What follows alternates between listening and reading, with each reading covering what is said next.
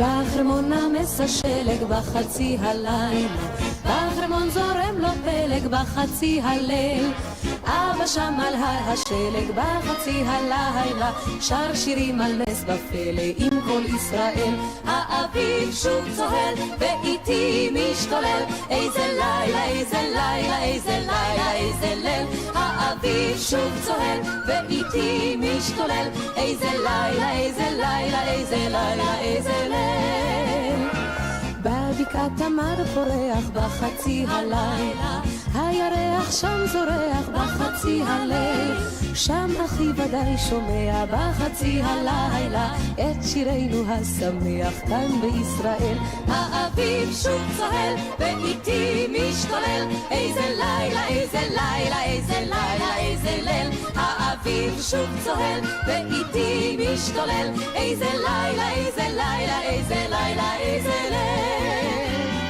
במדבר הולך החושך בחצי הלילה, שקט הס בארץ גושן בחצי הליל, לדודי עיני נחושת בחצי הלילה, וגם הוא חוגג כמו שכל בית ישראל. האביב שוב צוהל ואיתי משתולל, איזה לילה, איזה לילה, איזה לילה, איזה ליל. האביב שוב צוהל ואיתי משתולל, איזה לילה, איזה לילה, איזה לילה, איזה ליל. ואני יושב בבית בחצי הלילה, עם נרות וגביע יין בחצי הליל, וכוכב מאיר עיניים בחצי הלילה, לי מוסר ברכת שמיים ולכל ישראל.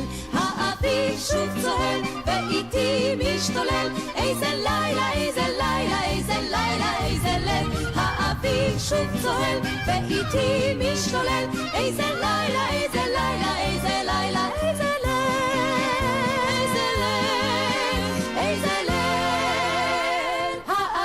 שוב צוהל.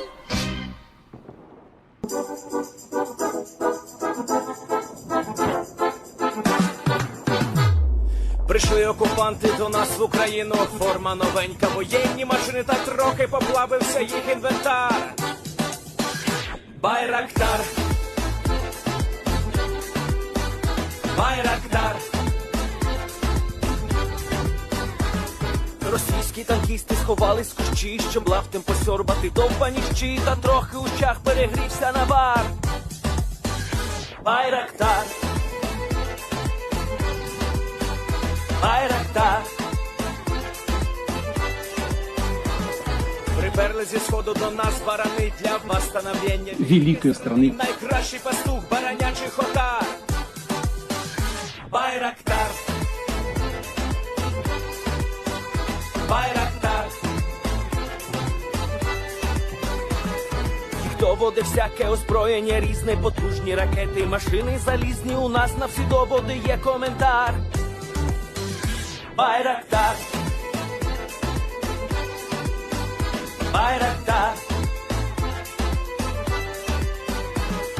Вони захопити хотіли нас зразу, а ми зачаїли на орків образу з російських бандитів, робить примар. Байрактар, Байрактар.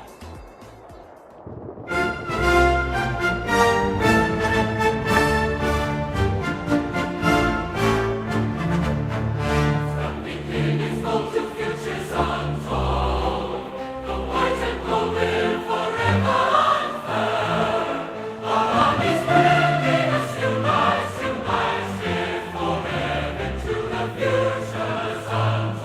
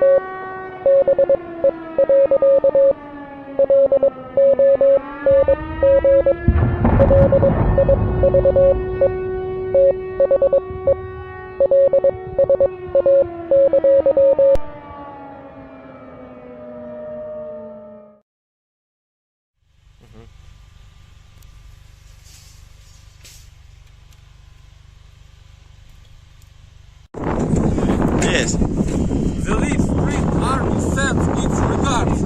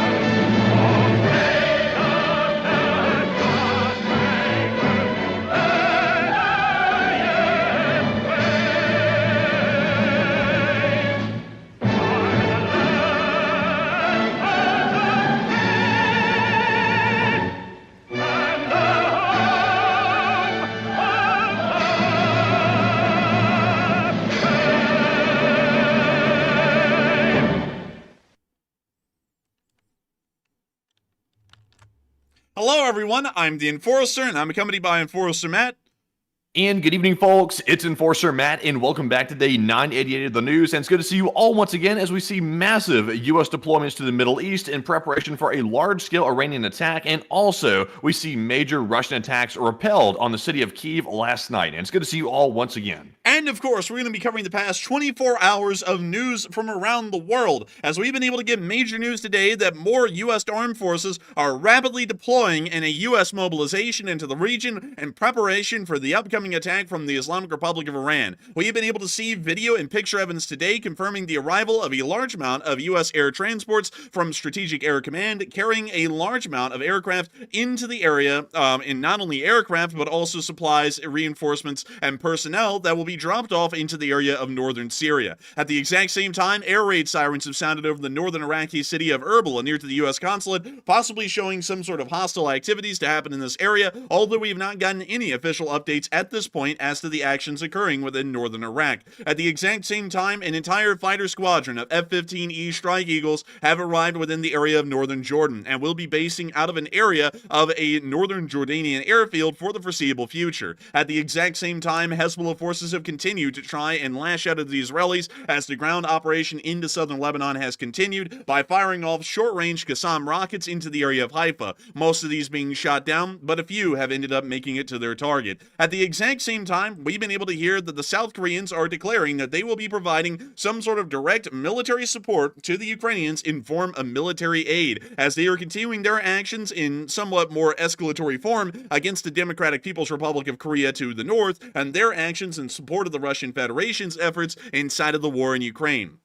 Meanwhile, inside of China, while this is not a marker on the map, we will be making sure to address this here in a little bit. We were able to finally see one of the rare appearances of the Su-57 so-called stealth fighter aircraft of the 5th generation provided and fielded by the Russian Air Force in operations today at an air show inside of China. It was immediately crapped on by the Chinese and chaos ensued right afterwards. But still, it was an incredibly interesting event, and we will be getting into that in a little bit later on the stream. Moving on out of East Asia, though, and into Ukraine, we have been able to see that major actions have continued, and we have also been able to hear from the Russian government that the Russian bond market is still being obliterated, and Russians do weep by the millions. We have also been able to hear some other interesting things that have been going on diplomatically in the background, in between the Russian Federation and the United States, that may possibly start to weigh into the diplomatic into the war, if there is one here in the near future. We've also been able to see that the Ukrainians have weighed in on this, saying that they're not willing to give any concessions because that would be practically suicidal in the diplomatic aspect for all of Europe, and not only that, Ukraine. We've also been able to see that Kyiv was stricken quite heavily last night in a Russian drone attack, although the air defense was largely successful and was able to shoot down a large number of the incoming Russian drones and missiles that were fired into Ukraine overnight.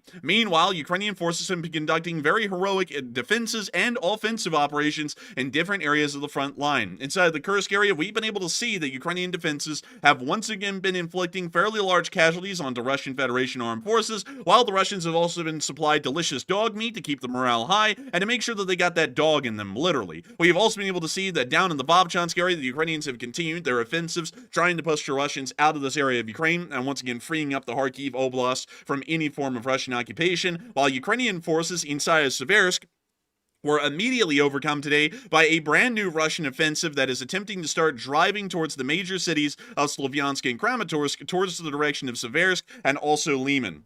It appears that this attack has been repelled today, once again in being inflicted high losses onto the Russian attacking forces that were attempting to advance in this direction today. Meanwhile, defensive efforts from Ukrainian armed forces have continued in the area of Chasiv Yar and Pokrovsk, and it does appear that Russian forces are having a little bit of an interesting time trying to make any ground whatsoever without taking insanely high amounts of losses. But still, we have an absolutely high amount of news, an insanely high amount Sounds like it's of news. been popping off today again, man. Like, it seemed like the news midday today was actually pretty extensive, but it sounds like it's got even more extensive throughout the rest of the day, so it's definitely heating up. It really is heating up. It's an insanely high amount of news that we have to cover just over the past 24 hours again, and it is time for us to get into it immediately because we have loads to talk about. And so moving on into the Middle East, this is the area that is of the most note today from the actions that we've seen regarding the incoming strike by the Iranians against the state of Israel. Of course, we have not seen the strike happen yet. Many people have been waiting for it to happen any day now, and of course, that's been a fairly common statement,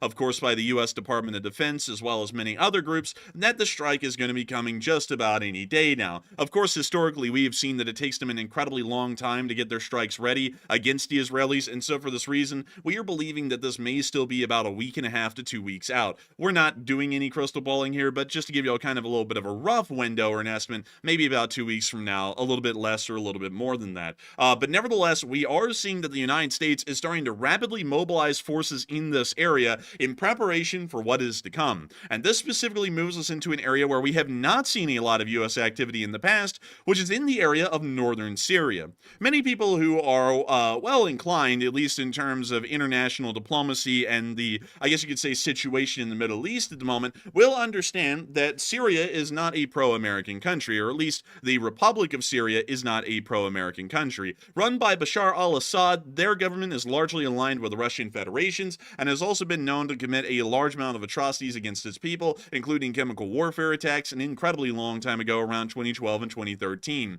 While those chemical attacks did happen, Syria is not the kind of country that it appears to be on this map. It is actually a very divided country, quite literally, as the Syrian civil war continues to envelop a large area of the country and continues to consume a large amount of manpower and resources from multiple different parties to continue to try and hold the ground that everyone has. And to quickly explain to y'all what we're looking at in this area, the area down here in green is actually a U.S. occupational zone directly overseen by the United States occupational authorities, and that is actually the At-Tanf garrison, which controls this entire large but relatively empty, expansive desert within this area. It was originally created back during the fight against the Islamic State of Iraq and Syria to be able to try and put a little bit more American oversight into the area to make sure that they don't pop up again, or to make sure that there's enough quick reaction forces that will be available and triangulated to the proper locations that the Islamic State would never be able to rise again,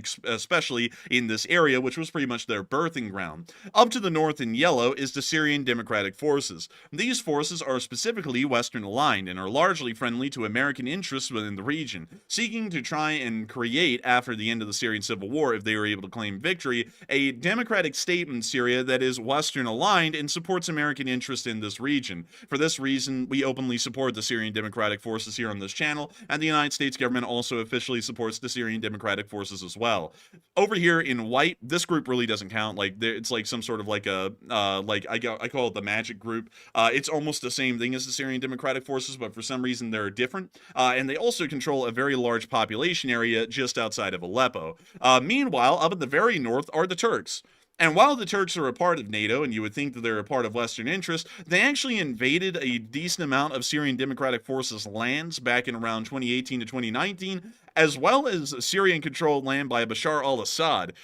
Interestingly enough, the Turks actually did take fairly decent losses fighting both sides, but nevertheless have created what they call a sanitary zone along the border to stop Turkey from possibly receiving errant missiles and shells that were landing within the area of their southern border around that time. We don't really know how successful that's actually been, though, but nevertheless, they have been occupying this area up till this day. That is the current situation in Syria, and we have to lay that out because it's very important to know where these U.S. forces actually are. U.S. forces are still inside of Syria to this day, crazily enough, but of course in fairly smaller numbers up in the area of the Syrian Democratic Forces territory. And from what we understand today, a massive amount of American aircraft, specifically transport aircraft, have been landing in airfields under SDF control in northern Syria and dropping off a large number of equipment and personnel from what we understand. Here's one of the clips right here showing some of these American transports landing in the area. Some pretty large cargo planes too. Which one is that again? This is a C-17 Globemaster III. Oh, huge then. Yeah, massive. I mean, this is literally the next step up to a C-5 Galaxy. And we can see a large amount of fuel trucks also moving around the area as well.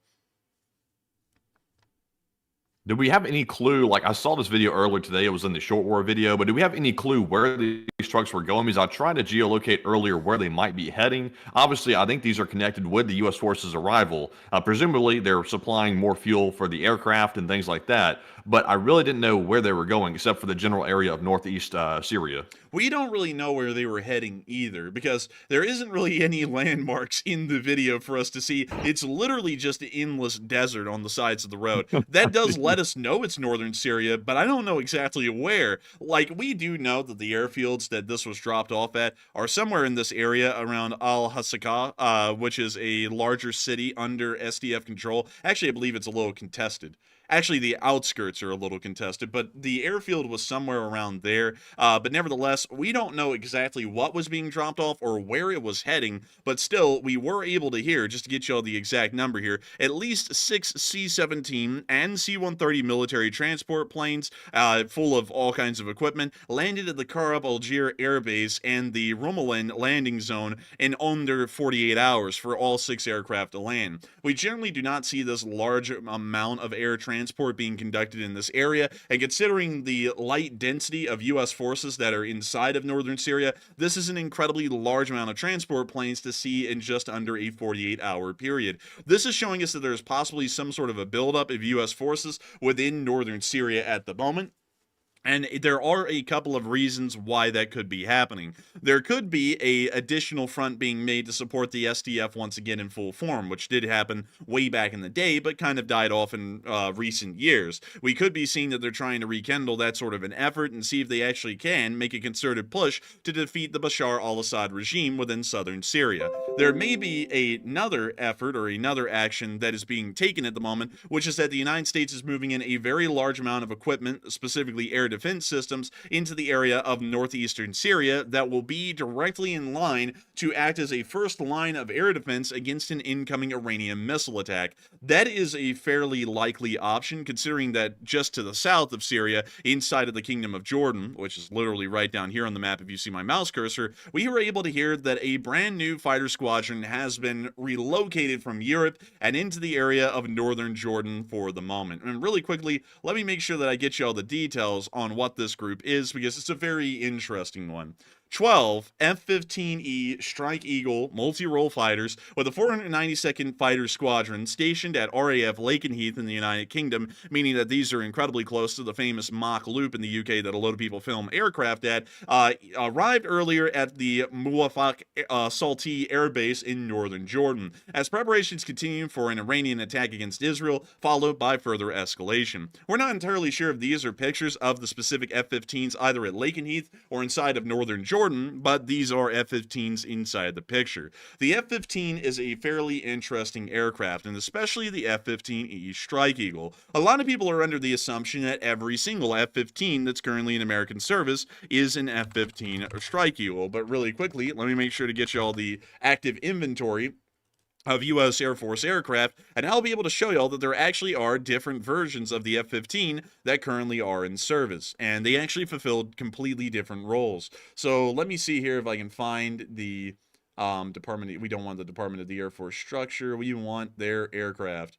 So let me see here. We don't want the warrant officers. We don't want the uniforms and the training. We just want the inventory. Here we go. This is the inventory.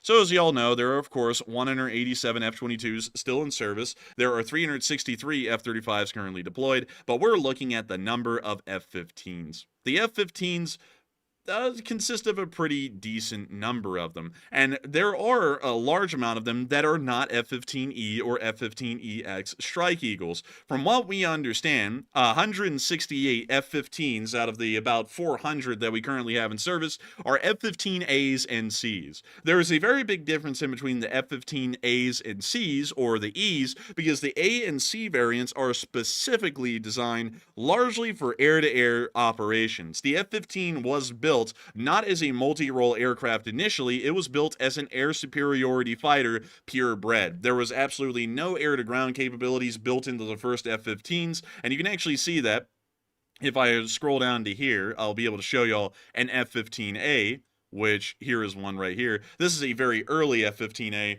This aircraft can only carry either AIM-7s, AIM-120s, or AIM-9s. That's pretty much the only variety of weapons that it can carry, and every single one of those missiles is an air-to-air missile, meaning that this thing is only an air superiority fighter.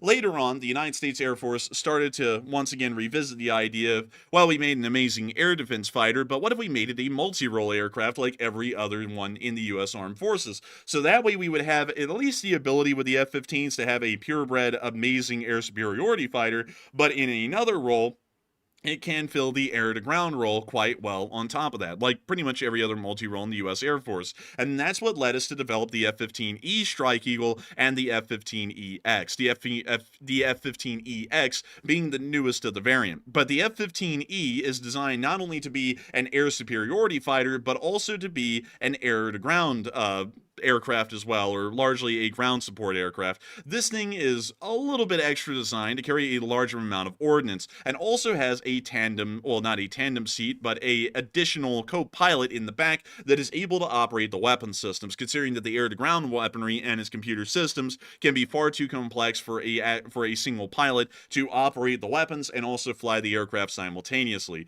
These aircraft are considered to be some of the best fourth generation aircraft that kind of conduct this multi-role sort of a configuration. They're pretty freaking good. The F-16, as great as it is, a lot of people say that the F-15E Strike Eagle is even better, considering that it actually does have that second pilot in the back, or the co-pilot, large so, or the weapons operator, that is able to actually use the weaponry. Some F-16s, like the F-16C, which is a fairly common one in U.S. service, only has one pilot, and that one pilot has to be able to operate the aircraft and fly the aircraft while at the same time using the weapon systems, which can end up being very difficult for a pilot to be able to balance all of those things at the same time. It's very interesting to note that out of the 50-50 split that pretty much exists in the U.S. Air Force at this point, that F-15E Strike Eagles, which fill that multi-role ability, are being sent into the area, and it's starting to show that our shift is moving more so into a preemptive strike category than that of a defensive category, and allow me to explain.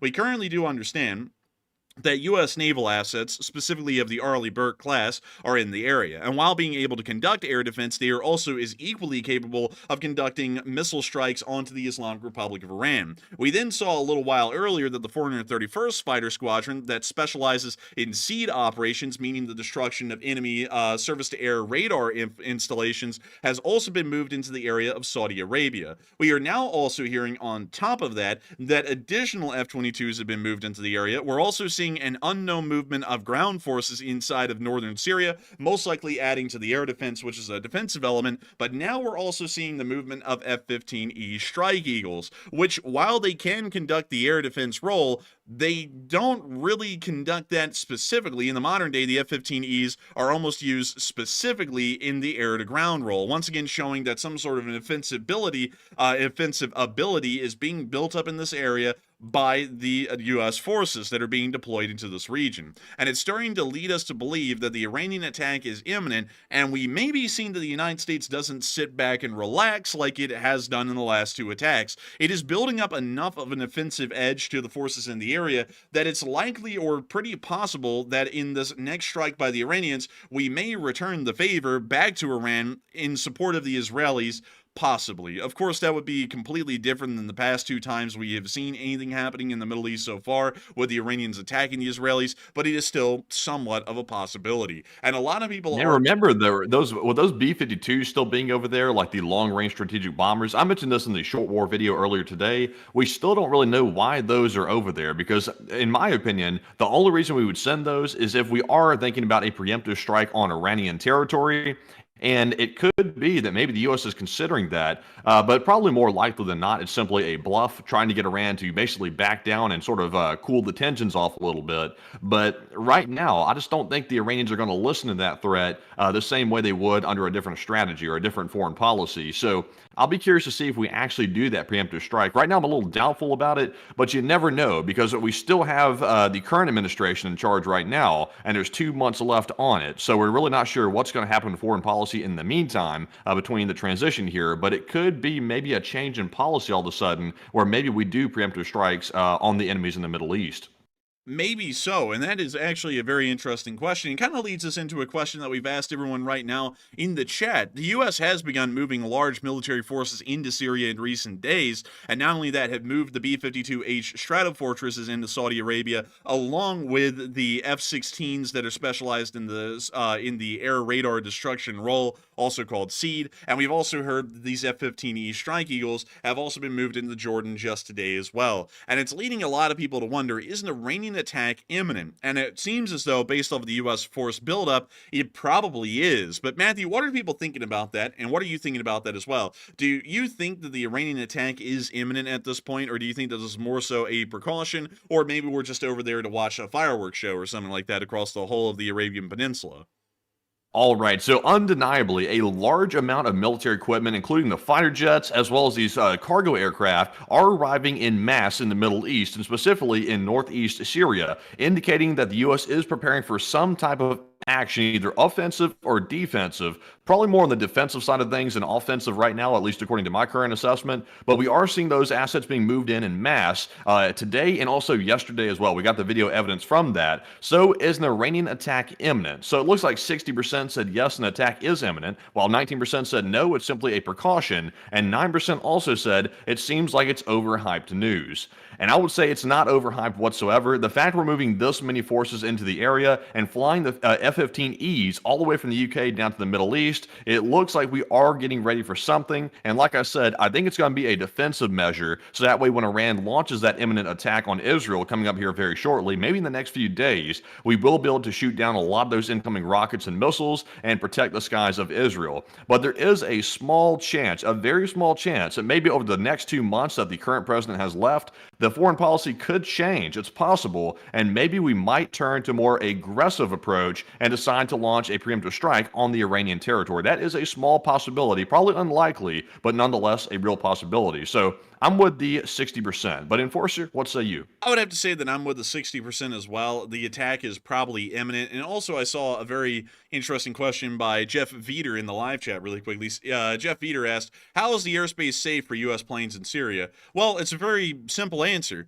No one has any air defense in Syria. Like, the Assad regime has none, so we just get to do whatever we want over Syria, and no one can really do anything about it. Like, the Assad regime always complains like a big baby every time we fly aircraft into Syria and every time the Israelis do. But what are they going to do rather than cry? Because they can't shoot them down, and we're not going to stop flying them. So that's really the reason why they're able to get into Syria. If you were ever wondering, like, how the hell is everyone just flying around Syria and Iraq and no one does anything? That's why. Like, Iraq is also in the same situation. They really don't have any air defense of any sort either. But still, nevertheless, I do believe that an attack is imminent at this point by the Islamic Republic of Iran, and also that is also the exact same reason why y'all see the Iranian missiles fly over Iraq and Syria, and none of them are shot down like by the Iraqis or the Syrians. It's because, not because Iraq and Syria like Iran, it's because they have no air defense to shoot the missiles and drones down with. So they just watch them fly over, and that's the end of the story for the large part, pretty much for Iraq and Syria. Everyone gets to do anything they want in their airspace,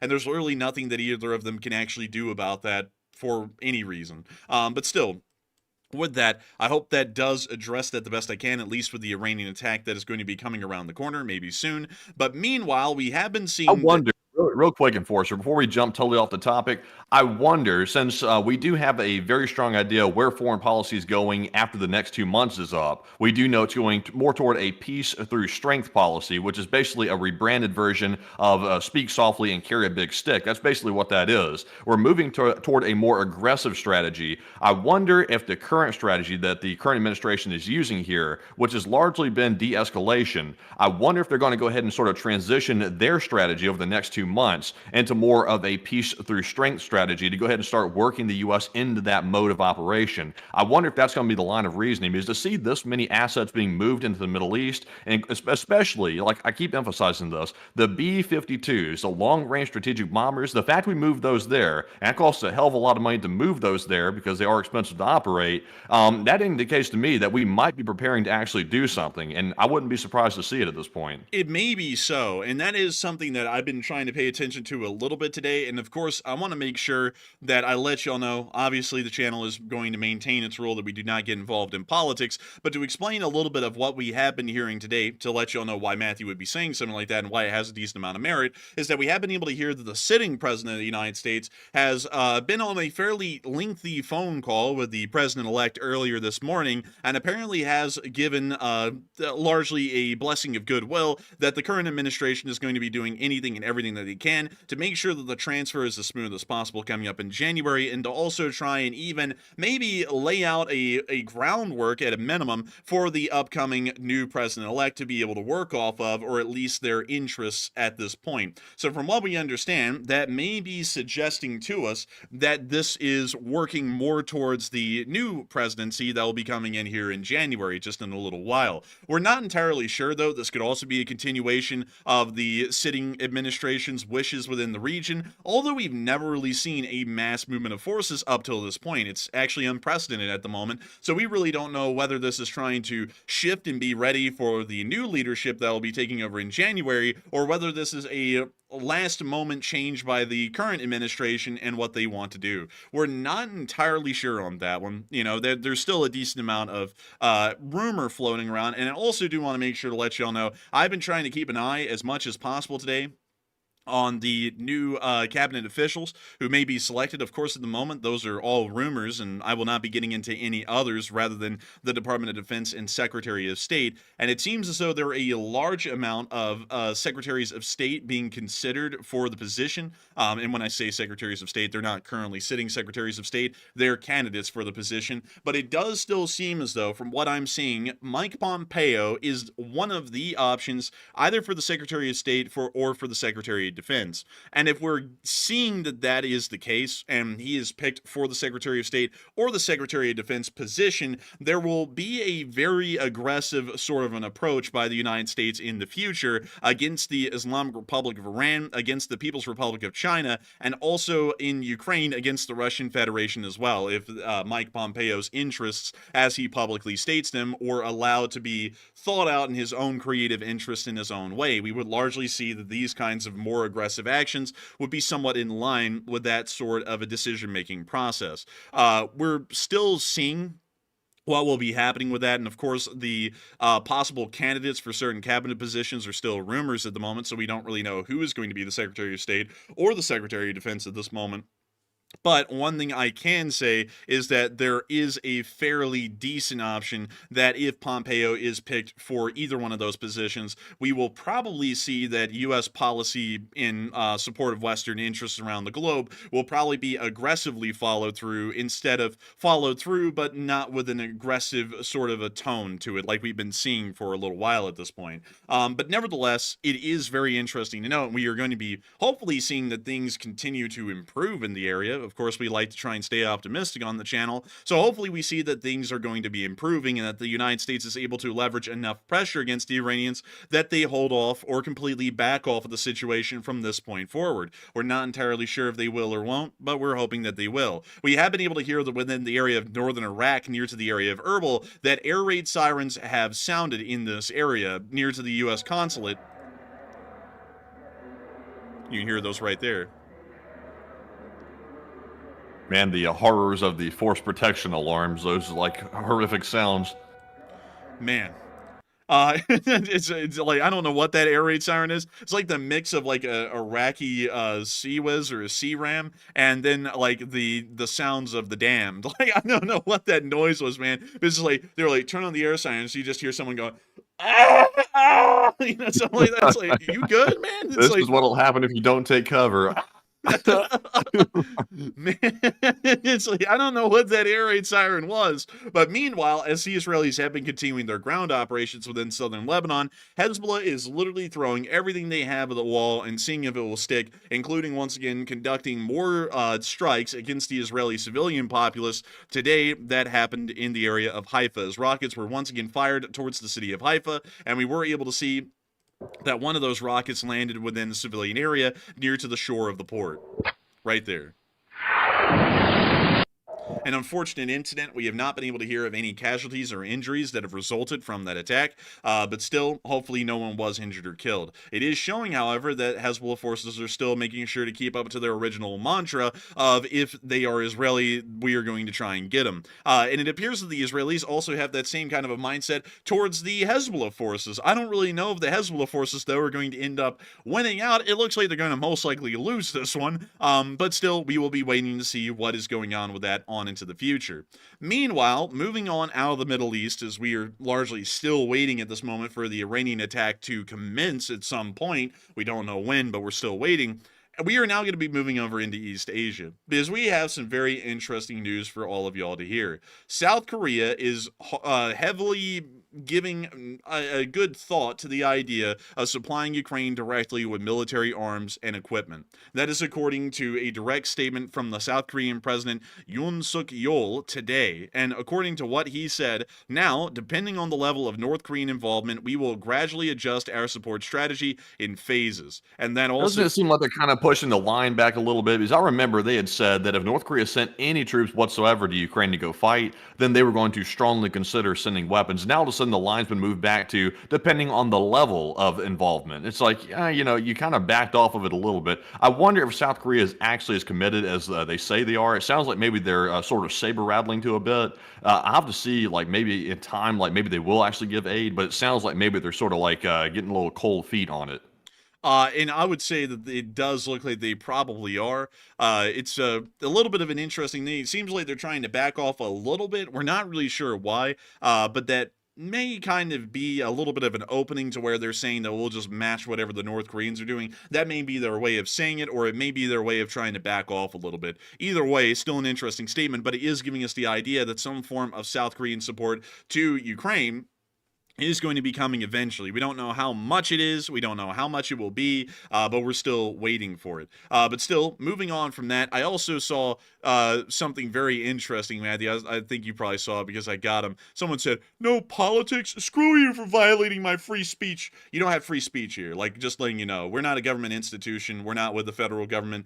You haven't, like, there is no modicum of free speech that is respected here by law. Like, it is what we go for. The Lee Spring Army and the Enforcer Channel is a pro-Western, pro-American institution. We support American and Western interests around the globe. If you're not for that, you're not welcome here. We try and make that as clear as possible, and I hope that now that you've received a ban, you better understand the aspects and standing of the Lee Spring Army as a whole. But moving on from that and into China, we have even more juicy news today.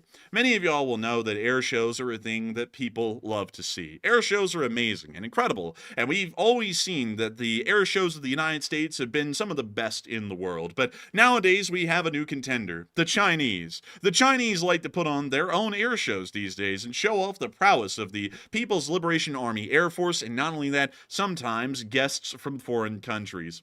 And y'all would not believe it, they actually had a interesting guest today, and this was one that I have to say was absolutely incredible. The Russians. They're there. Here it is. Y'all want to see it? Oh, no. Here it is. Look at him go. Holy moly! Oh my god, that's so impressive. Look at it, it can do circle. Oh my goodness. Dude, that maneuverability is insane. Bro, if it pulls a vert, my mind's gonna be blown, dude. If it pulls a full vertical, it's gonna be blown away. Oh! Get your hands off my wieners! Man, this thing's as dynamic as a felon. Man, this thing is as slippery as a felon, not registering their vehicle and also not paying the tickets. I'm telling you, absolutely crazy stuff right there. Now, it's great to see this, but what about that build quality? Now, you know, Matthew, when I said that, I felt like I was saying, like, wow, look at that business card. Let's look at Paul Allen's. Like, that's what I feel like saying that right there. It's like, now let's look at the build quality. And, oh, buddy. Wait, where is the build quality, Matthew? Where was it? It should be on the main page there somewhere. I'm not seeing it. Let me go get that for you, man. Let me go get that for you. Yeah, because it should have been reposted. Let's see here. Well, there's some stuff going on in Amsterdam. We are not going to be covering that. I know a lot of people are screaming about that in the chat, but that's something that largely is out of the scope and topic of the channel, unfortunately. So we don't really get to cover that much. But still, we are waiting to see what is, where this is. Hopefully it shows up very soon. I'm just scrolling. So I got it reposted for you at the very top. I got it posted for you. I got a video coming as well. Let me repost this one also. All right, so we're going to be waiting for the video specifically because I want to make sure that we have the video for this because it's very important to have the video. I cannot say that enough. We have to have the video on this one, and here we go. As many of y'all know, the Chinese are big aircraft snobs, just like the Americans these days. So let us see what this Su-57's build quality truly is.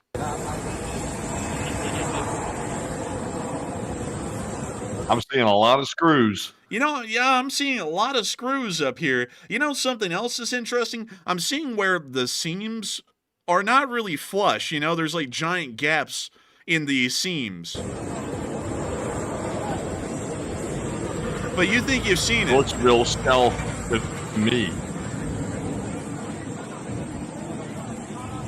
Oh my Oh, god! what is this right here, though? Are those Phillips screws on the side of a stealth fighter that cost millions and millions of dollars? Hiya! What the hell is this, dude? Look at this, dude. They got the like the drywall screws and put them in the side of the plane, and there's a giant gap right here that's filled with like spit and mud, and then like there's a whole giant open gap right there.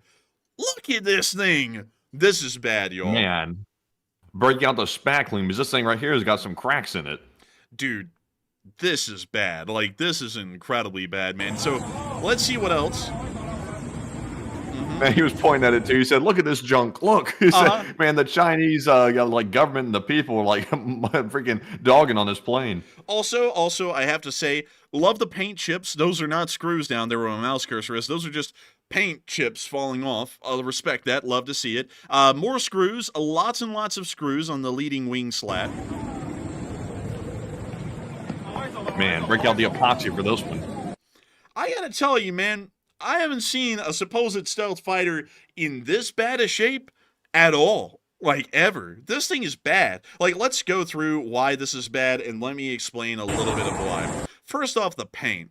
This paint is not stealth-coated. Now, stealth-coated paint, or radar-absorbing paint, is a thing that does exist. Now, putting radar-absorbing paint on everything will not make it stealth, but it does help out when you have a stealth airframe to put it on there, so that way it doesn't end up, you know, bouncing back radar waves at a high level. You're trying to reduce the cross-section on the radar as much as you possibly can. Now, the radar cross-section is how much of a airplane's shape is refracted from the radar ray back to the radar. So the radar puts out a pulse, the pulse hits this aircraft, and a certain amount of that pulse from the radar is going to bounce off the plane and right back to the radar. And that allows the radar to be able to pick up the aircraft, its general shape based off of what it got back, and most advanced radars in the modern day, based off of what it gets back, will be able to tell you what kind of aircraft it is, what altitude it's at, and also what direction it's flying at based off of what parts of the aircraft bounced back to the radar.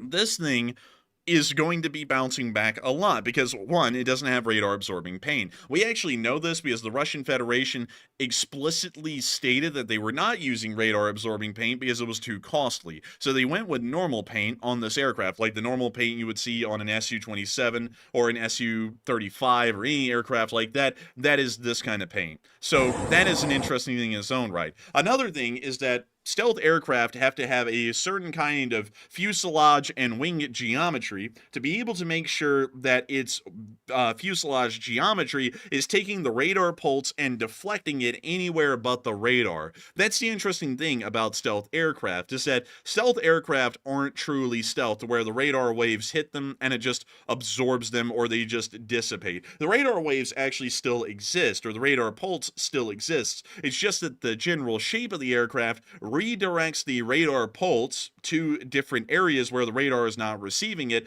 or the other thing that it does is it redirects it around the aircraft to where it pretty much passes over it, but, you know, of course not through it, and it's not really absorbing it completely. There are some parts of the radar pulse that is absorbed, but not an incredibly large part of it. The radar absorbing paint does that, and still, that's not 100% effective.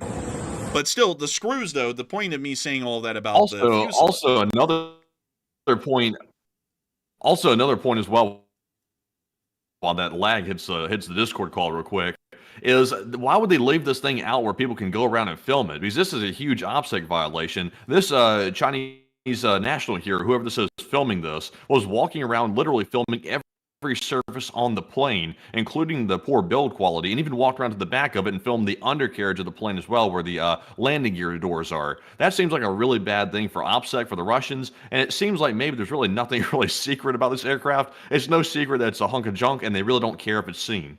Yeah, and also adding on to what I was saying a second ago, the reason why I brought up the whole thing about how the fuselage and the paint of an Su-57 is supposed to work is that you're trying to make the geometry of the aircraft as best as you possibly can. And not only that, you want to make sure that every single surface is flat or broken up. And you can actually see that on the F-35. I'll actually show you all that really quickly because the F-35 is about the most advanced stealth aircraft in the world, and I'll show you the interesting things about it. Straight edges generally send back radar pulses, and that's why you'll see that every single panel on the F-35 does not have straight edges. They're all jagged and oddly shaped, and that's because that does not allow any chance of a radar pulse to be directed straight back to the operator at the radar station. It will be diverted somewhere else. That is a very important feature.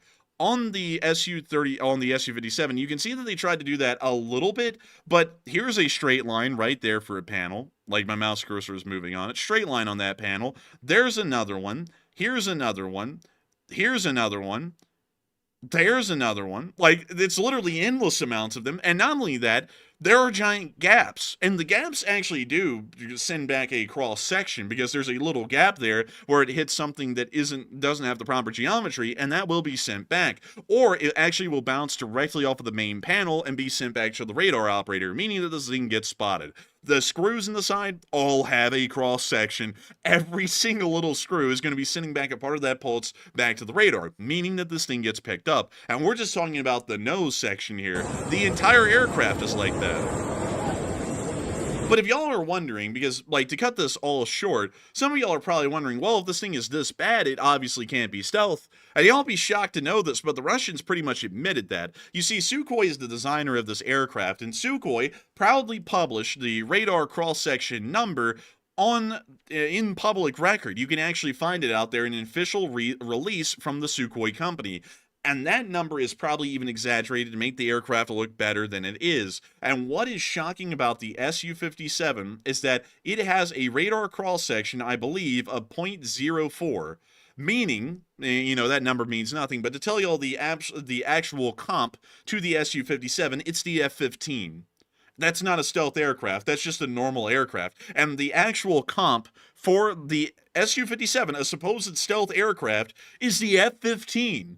Like, that's not a stealth aircraft, that's a joke, being disguised as a stealth aircraft. So we do know that the Chinese got a first-hand look at the crappiest, poorest excuse of a stealth aircraft that we've ever been able to see in the modern day, and that is the Su-57. And if you thought it was bad, the Russians, sadly, they don't really do a good job at hiding at all how bad this thing really is. So let me see if I can show y'all another close-up. I think they have it here on Wikipedia, of the wing.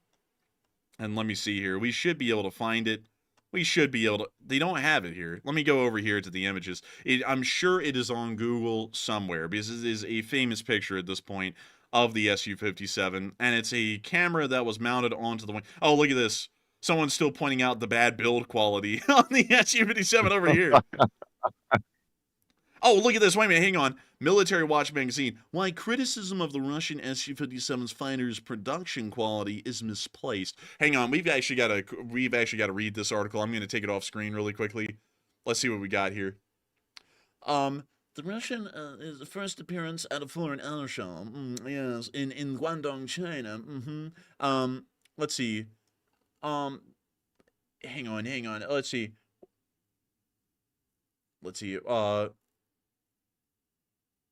Oh, look at this.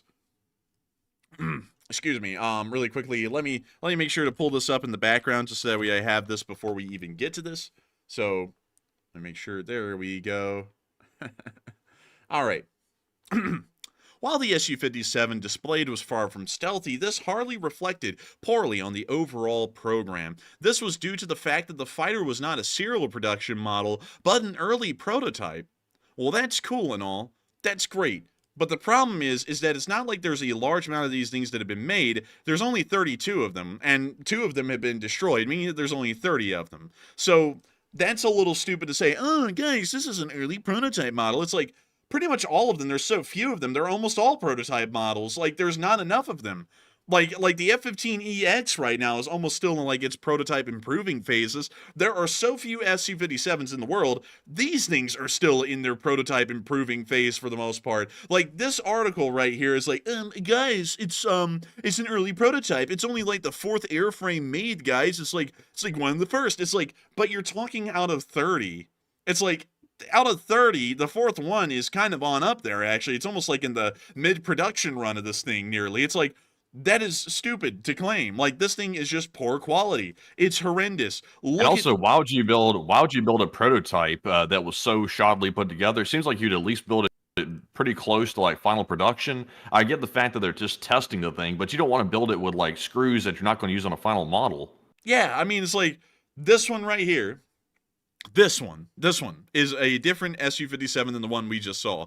And you can even see on this one where the radar cross section would be shit because it's got all these flat angles on the fuselage. Like, there are none of these on an F-22 or an F-35 for a reason. This thing, publicly stated by Sukhoi, has a .04 on a radar cross-section. That is as bad as an F-15. Like, these people are going, it's not that bad because it's an early prototype. It's like Sukhoi admitted that the actual production variant is garbage. Like, they pretty much came out and said it. It's like, you don't have to be a scientist or an expert to know that when the company that literally builds the aircraft proudly displays that this aircraft is absolute dog quality. Like, it's the worst that it could be. It may as well be from North Korea with the amount of dog that's coming out of this thing. But nevertheless, we do have a very interesting question at the moment about the Su-57, and it seems as though we've been able to unite the world under a common cause. And this is the cause. Do you think Russia's new Su-57 stealth fighter is a real threat to Western dominance? Matthew, what are folks thinking? Are they thinking that that's cap or not?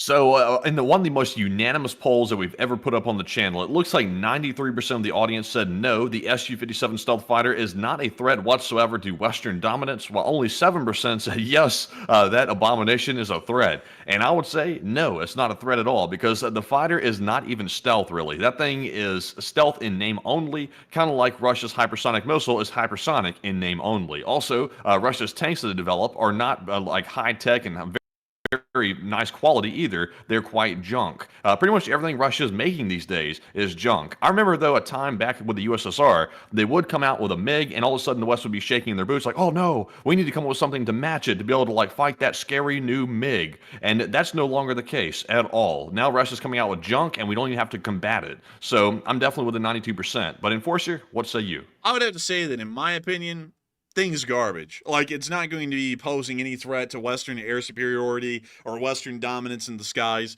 because the Russians don't even have enough money to build these things. And what's even better, Matthew, is that I think they came out with something else very recently. Yeah, here it is. This was literally right before the war in Ukraine. This thing came out at an arms expo, the Su-75. They call it the Checkmate. And this is supposed to be like the Russian version of the F-35, like a smaller, cheaper, export available stealth aircraft. And I don't even think this thing is flown yet. Like, I think this was a wooden mock-up or something like that they made. And they never flew it. Like, yeah, the introduction of this aircraft, by the way, is 2027. That's the planned date. Like, this thing hasn't even flown yet. And that was what was so great about this thing, is that it's never going to be introduced in service.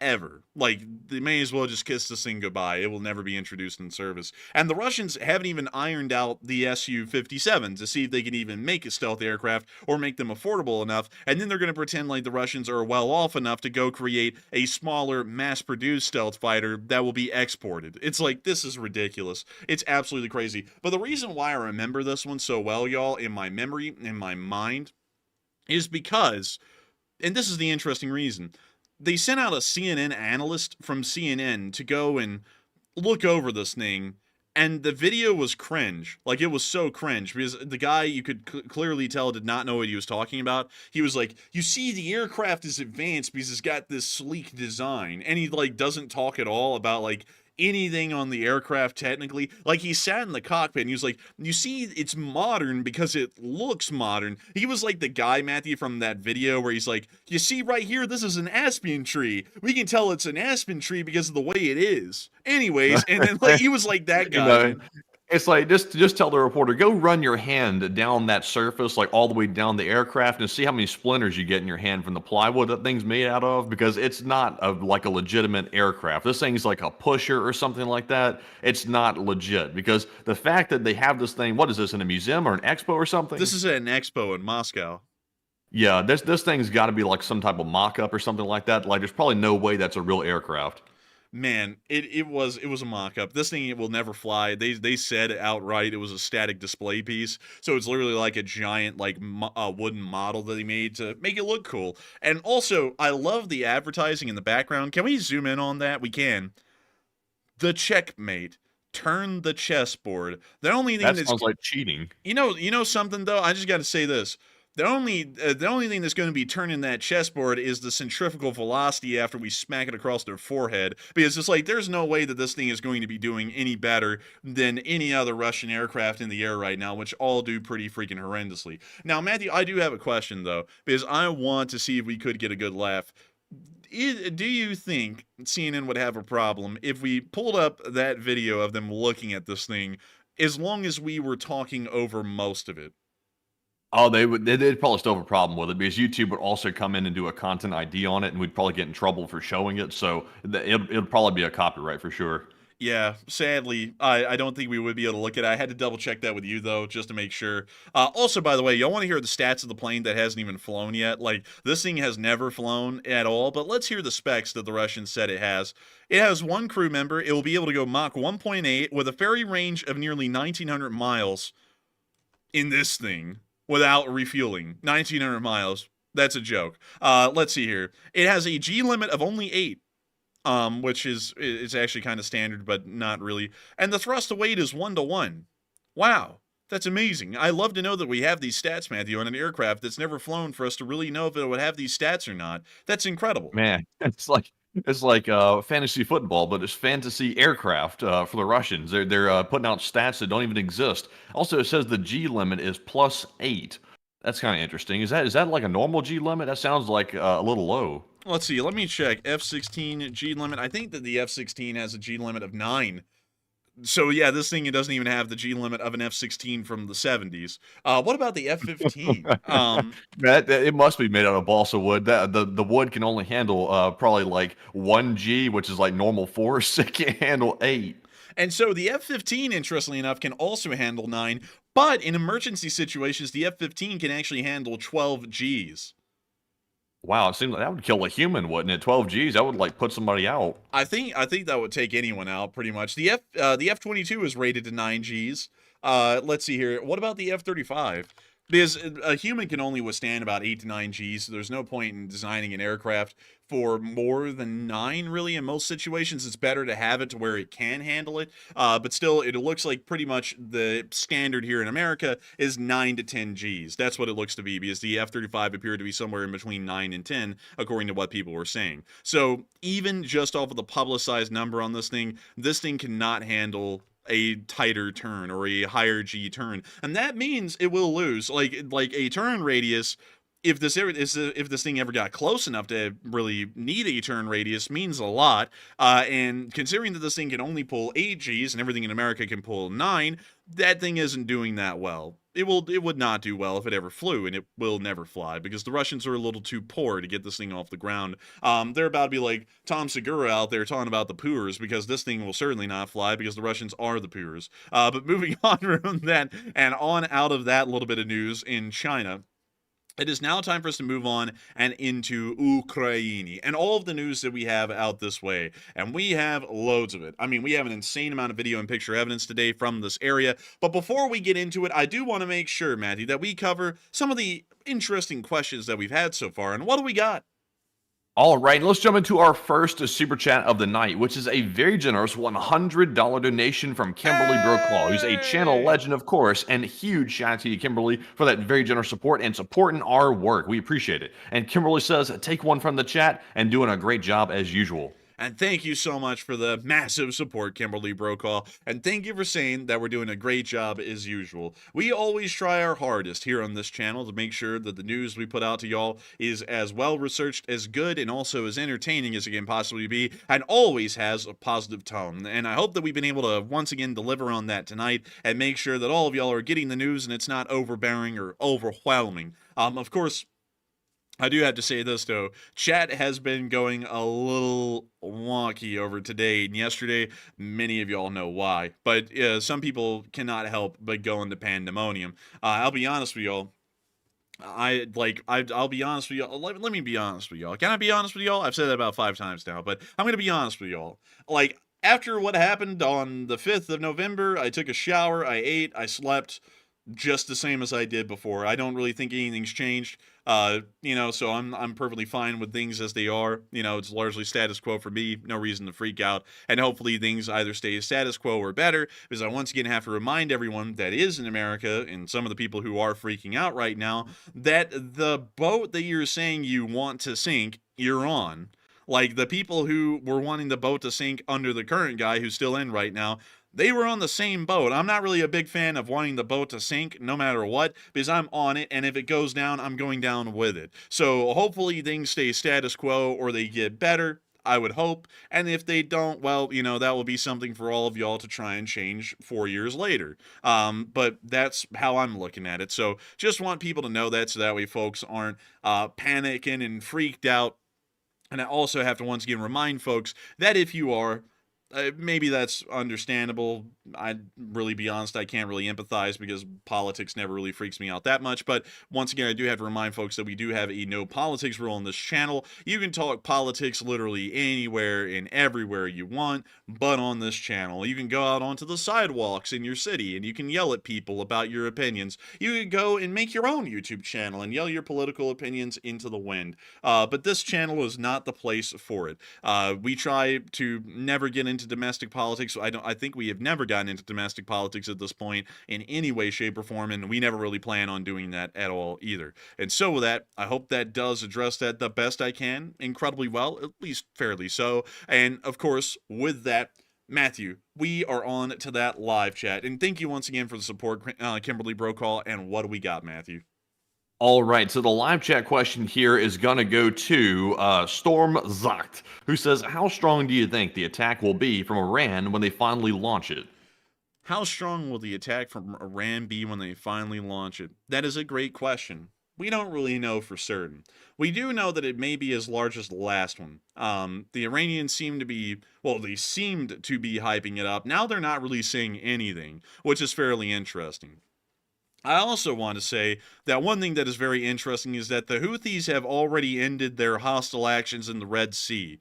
Like, they publicly stated that, I think, just yesterday in the morning hours here in America. So that was an interesting thing. We don't know if the Iranians are scared at this point or what, and we're still believing that they're going to follow through with their attack. But if they do, we believe that it'll probably be several hundred ballistic missiles. We don't think that there will be any drones involved. I think the last time around they saw that the drones are pretty much ineffective, and so for that reason, I don't think they're going to have any in this wave that's coming around this time. It'll probably just be several hundred ballistic missiles, and even then, any subsequent attacks after that point will have a decreased number of missiles because they just simply do not have the ability to produce missiles at this point, and probably will not for months on end, if not a year. And by that point, this entire direct conflict in between the Iranians and the Israelis may be over, possibly with an Iranian defeat. And so with that, I hope that does address that fairly well, at least the best I can, in my opinion, with what's going on down there, because it's always hard to tell what the Iranians are going to do, because they're a very unpredictable and, to be honest, a very slow-moving country. Like, it takes them about 3 weeks to a month to respond to anything. I don't know if that's just government inefficiency or, over-deliberance. I'm not really sure, but it's really bizarre. Like, no one ever does that in the world. And so with that, I hope that does address that the best I can, at least in my opinion, and with that, we are on to the next one. But a huge thanks to you once again, Kimberly Brokaw, for sponsoring that live chat and throwing in that massive support and helping this channel to keep ad-free and sponsor-free and to keep the news rolling. And so a big thanks to you so much once again, and we are on to the next one. And our next one is going to go to another channel legend. It's BC Skyman, who threw in 3 super chats here, super stickers that is, for a total of $80 in support. And huge shout out to BC for the second largest super chat of the night. And also, he threw in 3 super stickers here. And my most favorite super sticker of the bunch is that little, it looks like a lively controller going woot. Also, there's a swole controller too, like Zelenskyy, but it's a Game Boy controller or something like that. I'm not sure what controller that's from, but it's not from my era, sadly, so I couldn't tell you. But thank you very much, BC, for that support. We appreciate it very much. And of course, huge shout out to you and Yuri again, because someone was just asking me about that yesterday. And I was telling them how proud it was to see you and Yuri delivering those bandages, organizing the whole thing, and doing it just as an LSA community member. Like, that is really cool to see that, and many people are very proud of that as well. So huge shout out to you once again. And Enforcer, what say you? And I'd have to agree on that as well. It was amazing to see that when it happened, and we're so proud of you and Yuri for doing that, BC Skyman. And I also have to say, a huge thanks to you for the support tonight, and while you didn't throw in a comment, the support means a great deal. We've been running this channel now for 988 days. We are 12 days short of 1,000 days straight, and over that 1,000 days, you've been here with us pretty much every single day since about the 4th day. You've been here that entire time, and you've been one of the main people who has become a pillar of the community of the LSA, who has become an upstanding role model for what a lot of people in the LSA should look up to. If they're looking up to anyone, it should be you. You're one of the most amazing people here, and I gotta thank you so much once again for enjoying this channel and this community enough that you would want to support the channel again tonight and help it to keep on running. I cannot say it enough. If it wasn't for someone like you specifically, BC Skyman, this channel wouldn't have been able to be possible, and of course tonight, as usual, it wouldn't have been able to be possible without the folks who are supporting the channel. Every single night we get tens of thousands of people who watch these streams. Last night's stream actually got about 170,000 views, which is pretty crazy to think about, but nevertheless, out of those 170,000 people or so that watch the stream, only about 40 people or less every single night support the stream in super chats, which is really the only way that we make a living running this show. And that's why we always give a massive amount of time and appreciation to the folks who super chat the channel. They are pretty much the sponsors for every single night's show. And I also have to say that I thank y'all greatly for allowing us to run this channel the way we wanted to. We haven't had to bend our knee here on this live stream to the wills of sponsors or YouTube AdSense, and we haven't had to bend our will to anything else. Y'all have allowed us to be able to talk the way y'all want to hear us talk and the way we want to talk for about 3 years now. And if it wasn't for y'all and y'all's ability to give this channel the kind of independence to be able to do such a thing through y'all's support, we would have never been able to make this channel what it is today. And so I got to give you a massive thanks once again, BC Skyman, for that incredible support and keeping this channel running, and I hope that addressed that incredibly well. And with that, we are on to the last question of this segment, and then we're going to be getting right back into the news. All right, and this one is going to go to Old Warrior, who throws in a $50 donation, and thank you very much, Old Warrior, for the $50 support. That's very generous of you, and also good to see you once again. And he says, the Russians have learned a new definition for dogs of war. Oh, man. Those dogs aren't barking. I tell you what, that's, oh, my goodness. But anyways, Enforcer, what say you? I got to say, first off, thank you for the support, and thank you for helping this channel to keep on running. Second off, I also have to say that was a good one. That was a pretty good one, because they are learning what dogs of war means. They got that dog in them, literally. And I don't know. Specifically, the Korean spits, specifically. Man, dude, sadly, man, it's not only true that they got that dog in them, but it's true that they spit on that thing. You know what I mean? Man, I don't get that one. I don't get it. I was trying to make that whole pun work. But beyond that, nevertheless, we are always happy to have folks enjoying the stream. And I got to thank you so much once again for support and helping this channel to keep on running, Old Warrior, and throwing in an amazingly good joke. Also, really quickly, I saw someone say, could we see where the Enforcer channel was in the top 100 yesterday? And yes, you can. It actually is on Playboard. We were number 76 in America yesterday when we came back to the streams, which is pretty impressive because there's a lot of people who are on this list at the moment. Pretty much a lot of them are political YouTubers running live streams. Many of y'all will know that that's kind of the big thing at the moment. You know, just because it's a big thing, that doesn't mean we're going to cover it. But still, a lot of people were covering it. You can see some of the familiar faces. You know, these people. Let's see here. Who else? These people, this guy, Who else? This person. Yes, facts and logic. Yes, those screws are not supposed to be inside of that plane. I mean, and it's pretty obvious. I think. I think. Actually, the screws are not supposed to be inside the plane. Thanks. It creates a bad grain or cross section, and you're absolutely stupid and an anti-American. Thanks. It's something like that. It's like, all right, thank you, man, thank you. Also, apparently, the White House got more viewers than us yesterday. Like the White House, I didn't even know they ran live streams, but apparently they do. That's news to me. But let's see here. Who did we beat? Let's see. We beat NASA spaceflight covering a Falcon 9 launch. We beat PBS, and let's see here. We beat this Ukrainian channel, which is always like there. I don't know why. And let's see here. And then this news channel. I don't know this one in particular. But still. Man, we were competing with Bill O'Reilly. Man, that's crazy when you really think about it. Like, Bill O'Reilly's been around for freaking ages, and we're competing with him on the charts. Man, I mean, what can we say, man? Like we're suffering from success. I can tell you that's the best way to put it. Because it's actually is weird to think about that, man. Like, we are almost beating Bill O'Reilly. Like, you know, y'all all know Bill O'Reilly. The guy's been around for like 50 years at least. And it's like, that's weird. But yeah, that's the list. Like, that was the list of people in the top 100 for yesterday. Also, this number is off because we were actually at 13.5. And let me see if I can go find that just to quickly back that up and show y'all, at least according to what YouTube showed me yesterday. And let me make sure that I'm remembering that correct too. Yeah, actually, Do you think Bill O'Reilly said we'll do it live on his live stream? Yeah, he was the guy who said, he's the guy who did it, man. He was the guy. But also, we were actually at 13,157, as you can see right there. That's yesterday's stream. So we'd actually be a little bit higher up on that graph if it was represented properly. We would have actually beaten Bill O'Reilly if his number is correct. We would have actually beaten the White House, too. We would have been somewhere right in between number 68 and 67. That's where we would have actually placed if it was tabulated correctly. But still, that's where we were. So, crazily enough, we would have actually beaten the White House if the number was accurate. So, that's crazy to think, man. Like, the White House can run a live stream, and we can beat the White House.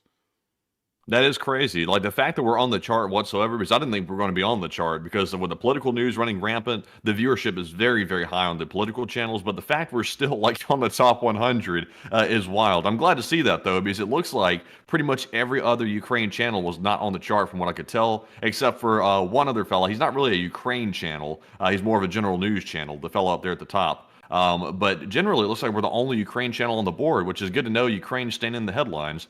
Oh, yeah, I think he's still covering world news stuff too. So he's actually doing great. Like I think are just a little bit below him most of the time. Pretty interesting channel. A lot of people know it because it's been around forever on YouTube.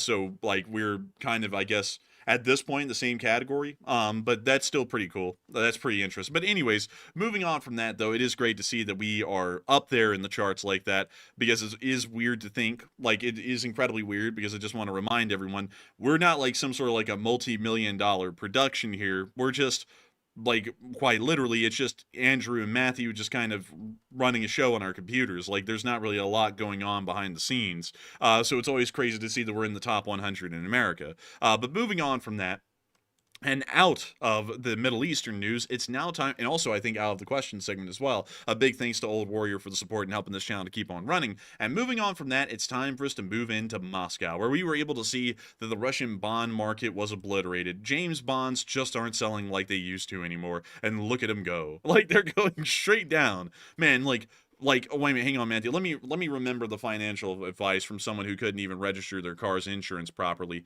Aw, man, it's better to invest in crypto than stocks. Aw, man. Oh, man. Oh, my God. Like, anybody that says, like, put your money all in crypto, terrible advice. Like, crypto is so volatile, you'd be, like, very wise probably not to touch it at all. But if you had to touch it, maybe, like, 10% of your investment money into it, if that, because it's too volatile. Like, anybody telling you 100% into crypto, like, they're either trying to shill you or they're just kind of dumb. Yeah, it's like, oh yeah, let's put money in crypto. Let's see how well it's done. Oh shit, it went from 61,000 in 2021 down to 19 by the October of 2022. It's like, that doesn't really seem like that's good of an idea. You know, it's like it went back up, sure, but it's going to collapse again at some point. It's like, is that really a smart idea? Probably not. And on top of that, it's like, it's not really gaining at the moment. You're like kind of like battling in a stagnant market to maybe lose everything tomorrow. It's like, that doesn't make any sense at all to invest in that. Like, none. Like, I don't even get what the point of that would be. Let's see. How is Dogecoin doing anyways? Do they have that?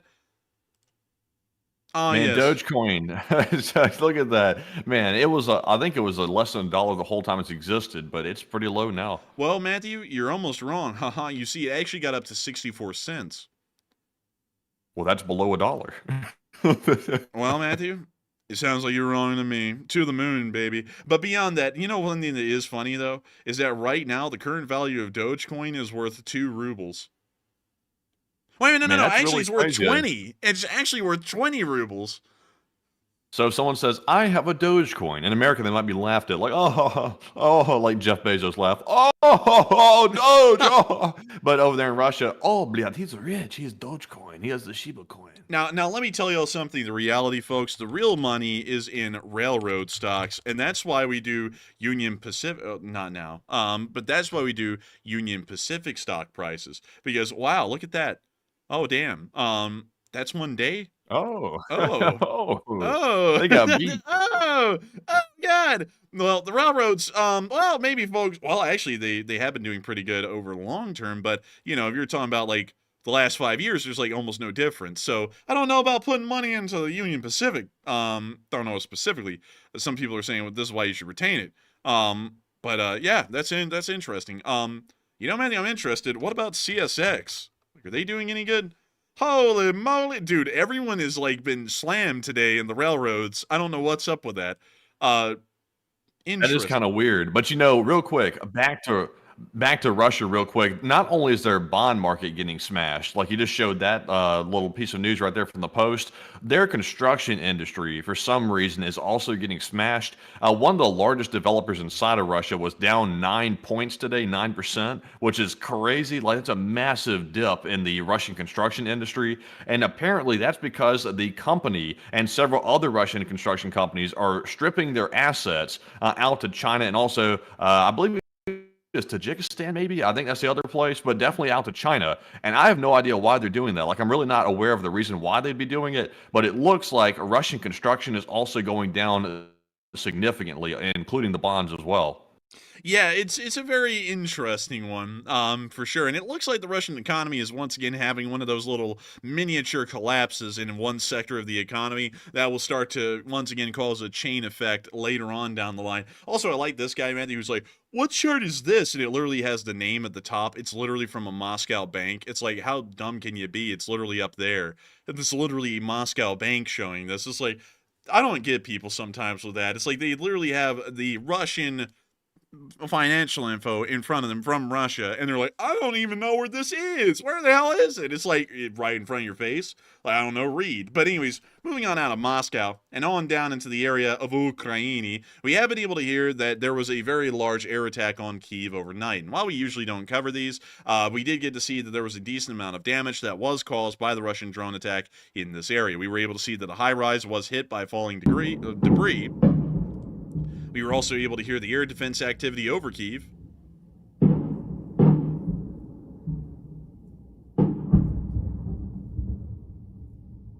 Oh, unfortunate. Pretty good AD activity out there, man. It looks like they shot most of it down, according to what the Ukrainian government said earlier today. Yeah, they did shoot down most of them, but some of them actually did hit, or the debris ended up hitting buildings. And I think it was mainly the debris that caused the fires, and they put them out pretty fast. I think it was. And we can see right here, once again, fires raging inside of Kyiv. Very unfortunate stuff, but luckily the air defense did shoot down most of them. We also heard that Zelenskyy stated, in a bit of a standalone statement, oh my god, there's that freaking ad again, dude, like with the Mark, oh my god, dude, did they do to him? Like, they butchered him, bro. Horrendous. But moving on from that, Zelenskyy did say that it was suicidal to offer Putin concessions in Ukraine. I want to make that very clear. That's not because he's been told to do that. That's just a statement that's been made today. Just putting it out there. Don't freak out. He's just saying that to say it, at least for now. But moving on from that and out of the area, we are going to be moving on into the Kursk region, as we have been able to see some interesting stuff happening around here, as more Russian forces have attempted to break the Ukrainians today, and the Ukrainians instead broke the Russians. So here's the clip. And we can see the Russians out there in the field, and the 95th Brigade is eating them up. Oh! Great heavens. Oh, that one's shooting all fireworks. It's always fun to have a fireworks show in the middle of a war, folks. Always remember, take notes.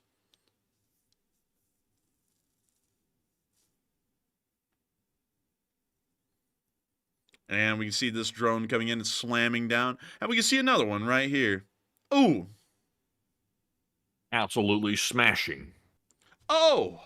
Oh my goodness. That one cost an arm and a leg. Oh! Ho, ho. Mind-opening, even.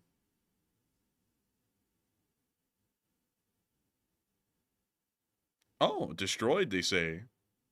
Well. Oh, yikes. They said checkmate. Turn the chessboard around. That's the way to do it. Just like we drew it up. man, you know what they're wanting to say, man? Checkmate. Turn the chessboard on that temple. Like something like that. It's like well, we also got to see the 1st Special Operations Detachment of the 8th Special Purpose Regiment right here, also conducting some actions against the Russians today. You know, folks, sometimes I feel like I talk like Yap Dollar. Do y'all feel that sometimes? Like, I'll say things and it almost sounds like it's not the way it's supposed to really sound in English. You know, it's like, wow, look at that. You know, something like that. Dude, I found out, dude, what that thing I was talking about a while ago was. Like, you know how I was telling you about that guy who was like, wow, very scary. You know, I found it. Dude. It's called Yap Dollar. Like, I'm not even kidding, dude. Yap Dollar? Yeah, it is Yap Dollar. And let me see here if I can find Yap Dollar. You know what the Russian version of Yap Dollar would be? What would it be? Yap Ruble. Bro. Please clap. Please clap. Dude, I've got to find this, man. Oh, here we go. Hold on, dude. I'm not gonna play the video. I'm just gonna play a little bit of the audio so that way you can hear it. Because apparently it's like some Chinese guy who's talking like to a system and it translates it into English and tries to make it sound a little convincing. Because sometimes it just goes straight to Chinese. But here is a little segment of Yap Dollar so that way you know what I'm talking about. The manatee was about to die of thirsty. Fortunately, the local tourists saw, so Bro, what the hell is that? Hell? Dude. Oh, goodness. I have so many jokes I can make about that, but I can't do it. Dude, horrendous, man. That manatee was about to die of thirsty. It's like, bro, it was even, like, I remember finding it just because it was like one of those random YouTube recommend things, and I never remembered what it was, but I thought it was like the dumbest thing ever. Like, and also, Matthew, it goes to like, wow, look at that manatee. And then it goes straight to, we saw that the manatee was happy. It's like, what is this, dude? Like, this is literally brain rot. Or, you know, even worse yet, it's like when somebody's like talking in circles or something like that. They'll be like, for example, if they're looking at the screen, they'll be like, you know, they went down to the Ukrainians. They went down to the, you know, when they went down, you know what I'm trying to say is they went down here to the dirt, and then they, you know, when they turned around and they went back and they saw, and then they, you know, they went here and they went over there, and you know, when they arrived there, they were really shocked. It's like the people talk in circles like that drive me mad, like so badly. I know one person in real life that talks like that. I'm like, come on, man, pull it together, man, pull it together. You can't keep going in circles. Dude, that's like that kid, you know, on that meme where he's like, you know, when you have to and you do it and you know, and then you have to because you can, you know, and it's like that.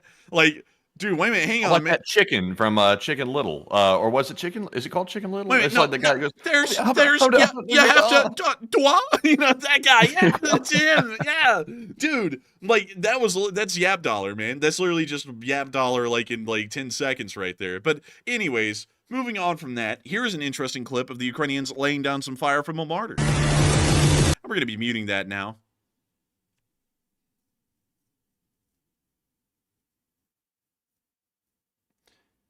And, Interesting. Oh, no image. The image became a martyr. Oh. And, yep, that's it. Anyways, moving on from that, we are now moving on from that clip and into our next one, where we got to see some Ukrainian M109 SPGs provided by the United States of America, moving on their way into the Kursk. All right, and we got some Ich meine eine Biene, Ich einen in, something like that. It's like, all right, man. But anyways, we can see the M109 moving on in. Look at it go. Oh, that dog almost became roadkill. Wait, what dog? What's up, dog? You didn't see that dog? it's a real dog. Ooh, Look, that poor little puppy. Smart puppy. Somewhere nearby, someone's looking to can that fellow. Dude, that thing is playing Frogger out there, man. Like, it's literally just crossing the streets. Dude, I'm about to have that one soldier right there is looking back like, oh, bleed, I can't watch this anymore. Bleed, this dog is stressing me out. Hang on, dude. Let me give the Yap Dollar version of this. Whoa, that dog, very scary. Almost got ran over by giant rolling car or something like that. It's like Yapaholics. We make it look easy. Man, what a day. I'm not gonna lie though, that dog is stressing me out, kind of like that soldier. He couldn't watch anymore. I'm kind of the same way. It's like, man, somebody get that dog off the street, or like just let it happen already, or something. This is stressing me out. Dude, that dog has a case of the up dog. Oh, man, come on, get out of here. Oh, dang it. He didn't fall for it. But moving on from that and into the location unknowns, we did get to hear from Fighter Bomber today that a Ka-52 was lost. Eternal Flight Brothers and all that business. Moving on from that, we also got to see a new Ukrainian armored car that's going to be entering service soon. This little fella. It's apparently called the UAT Tissa, and that's all I know about it at the moment. It's apparently been cleared for service in the Ukrainian Armed Forces, and we're expecting that construction or mass production of it will begin soon. Moving on from that and into our next bit, we also got to see that more dog meat has made it into Russia. Here is a picture of the delicious dog meat, and it is apparently in Korean, it is the Nuryongi dog meat, and Nuryongi is a breed of dog. It's known as the Korean yellow spitz. Would y'all like to see the dog that is being eaten for food? Oh, goodness. This is terrible. These are the dogs that are in the cans. Oh my god, man. It's like the cousin to the Shiba Inu. What's up with that one, though? You see that one in the middle? You see what I'm talking about? This one? No, one to the left. This one? Oh, that thing's actually cute, man. Like, these are actually kind of cute. Now, out of all the dogs... Oh, man, this is terrible, man. Like, that's the actual dogs in the cage. Like, that is sick. Man. It's very sad. Oh, man. I can't stand that crap. That's just sick. It is pretty sick. And some people are going to say things like, oh, come on, y'all. It's not that bad. I mean, like, it's just like a pig, right? No, dogs are different. You see, like, pigs can't even look up because their necks won't allow it. These are actually cute little dogs. Like, I like them. Also, it looks like they are being confused with Shiba Inus because some of the pictures are Shiba Inus. The others are of this Korean yellow spitz. So these are the dogs, like this one right here. That's the dog that is in this can right there. That's meat from that dog. So that is pretty messed up. That's pretty damn disgusting. That's Kim Jong-un's gift to Putin is dog meat. It's like, is there not any way that y'all could have like raised another animal that's typically eaten for meat instead of just killing dogs en masse? Because it's like, how many dogs did you have to get to actually send enough food to sustain armies like that? Like, that's terrible. Man, they literally all have that dog in them, man. It's going in them and going out of them all the time. Pretty nasty when you think about it. And also, Matthew, there's something else that's messed up. I didn't realize this. The wrappers on these cans have the flag of North Korea stylizing behind them. You see it like the blue lines at the top and bottom, then followed by the red lines, and then the large white field where the red star would be. Like, that is a North Korean flag, like, kind of like a design on that thing. And let me see if I can go pull that up to back that up. Well, not entirely. Like, it's close, but not exact. But you can see the little blue fields at the top, and then the little white area, and then where it would go to red. But instead of it being solid red, there's then a larger white field in between the red stripes. So it's like, this is the pride of North Korea. It's dog meat. It's just sick. Like, it's really sick. It is sick. And disgusting. I can't believe that someone here in this picture is actually eating this garbage. Like, that's pretty messed up. I feel like, man, I'm about to turn into that vegan teacher, insane woman, man, being like, can you believe that they're eating the dogs? They're eating the dogs. Like, they're Oh. eating them, like, oh my God. Like, that is so messed up when you think about it, man. Like, every time we talk about the North Koreans now, I'm going to have to go, they're eating the dogs. They're probably eating the cats. They're probably eating the donkeys. They're probably eating, like, literally anything. Like, it's absolutely disgusting. Get that shit out of here. But moving on from that, I had to let y'all know the depravity at which the North Korean government operates at, considering that that's apparently a part of the standard North Korean soldiers' rations. But moving on from that, we did get to see the Russian casualty report today. And from what we understand, just to let y'all know. Oh! 8 Bobcats. That's a huge improvement over the one that we got yesterday. I love to see it. And it is absolutely wonderful. Also, just to clarify this for y'all, apparently the Ukrainians are not going to be differentiating the North Koreans from the Russians, so they are included in the casualty count from this point forward, because we were able to confirm that some of them did die today, 100%. So, moving on from that, 1,400 Russians and North Koreans have been wounded and killed over the past 24 hours, along with 20 APCs, 78 supply trucks, 10 main battle tanks, 24 artillery pieces, 42 drones, and 8 Bobcat skid steers. Overall, today was a pretty good day. I gotta say, not bad, and I was happy to see it. Hopefully the numbers continue to stay that good. Moving on from that, now of our location unknowns, it's now time for us to move on over into the Lipsy area, where we got to see a Dutch YPR-765. Look at that thing. Look at this guy, and look at that guy. They're having a fun time on that thing, and it's a great time in the border guards. We also got to see that the Ukrainians were hitting more Russians in Kharkiv as well. And we're going to be muting the music while my YouTube control room spazzes out. Come on, YouTube control room. Work with me here. Work with me here. Man, the lag. I'm telling you, the lag, man. Man, I'm telling you what, man. It wasn't happening when you were out there in Texas, man. That's all I know. It didn't happen once. Everything's better in Texas, including the Wi-Fi. Aw, man. But you know one thing that isn't better? Hot Dog Man's mental health. Aw, man. Aw, man. And we can see the drones just slamming the Russians in this area, just north of Vovchansk. Yo, you want to take a look at Romania? What's going on in Romania? Oh, look at this! Oh, man, we got a fireball. Oh, they're bailing. Oh, they jumped right in the fire. Damn, like, you can jump right out of the thing, you jump right into the fuel line. It's like, why do you do that? Man, literally out of the frying pan and into the fire right there on that one. And this guy is skipping through the ditches. He's like, hey, yo.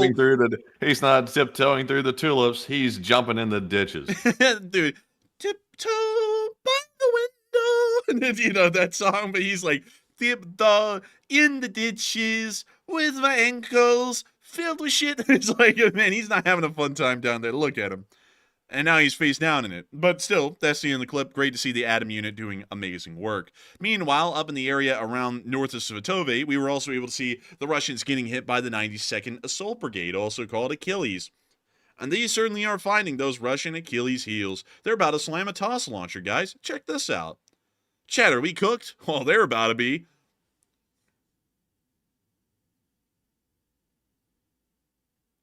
And they're hitting it again. Gary Woodward said Super Chat's being halted. What the hell? No, we haven't done that. So if that's going on, then that means it's a glitch. And try refreshing. That might help it, but I think YouTube might be having issues. I wonder if sometimes it's on our end with the Wi-Fi or it's on YouTube's end. I wonder. I don't think it's on our end. I think that's actually a YouTube issue because the payments are processed and handled by YouTube in super chats and donations. So I don't think that has anything to do with our computer's end. Because, you know, you can send in a super thanks on a video like in the middle of the day, and that has nothing to do with our internet. That's something handled by YouTube.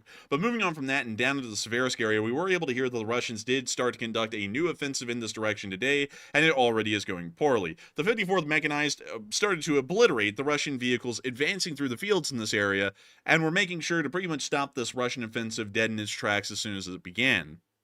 Also, Matthew, is the heater on? The heater is not on. The AC is on.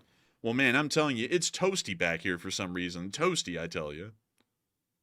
It should be pretty cold. It should be chilly. Man, it ain't. I don't know if it's because my computer's on and running down there and it's just venting out hot air into the small little cubicle I'm in that's pretty much contained from the rest of the room. I'm not sure, but it is warm. I can bump it down a little bit. I would be so appreciative, Matthew. Thank you. And we can see that these Russian vehicles have been destroyed quite significantly. That one even had a smiley face on it, and I guess they're not smiling anymore.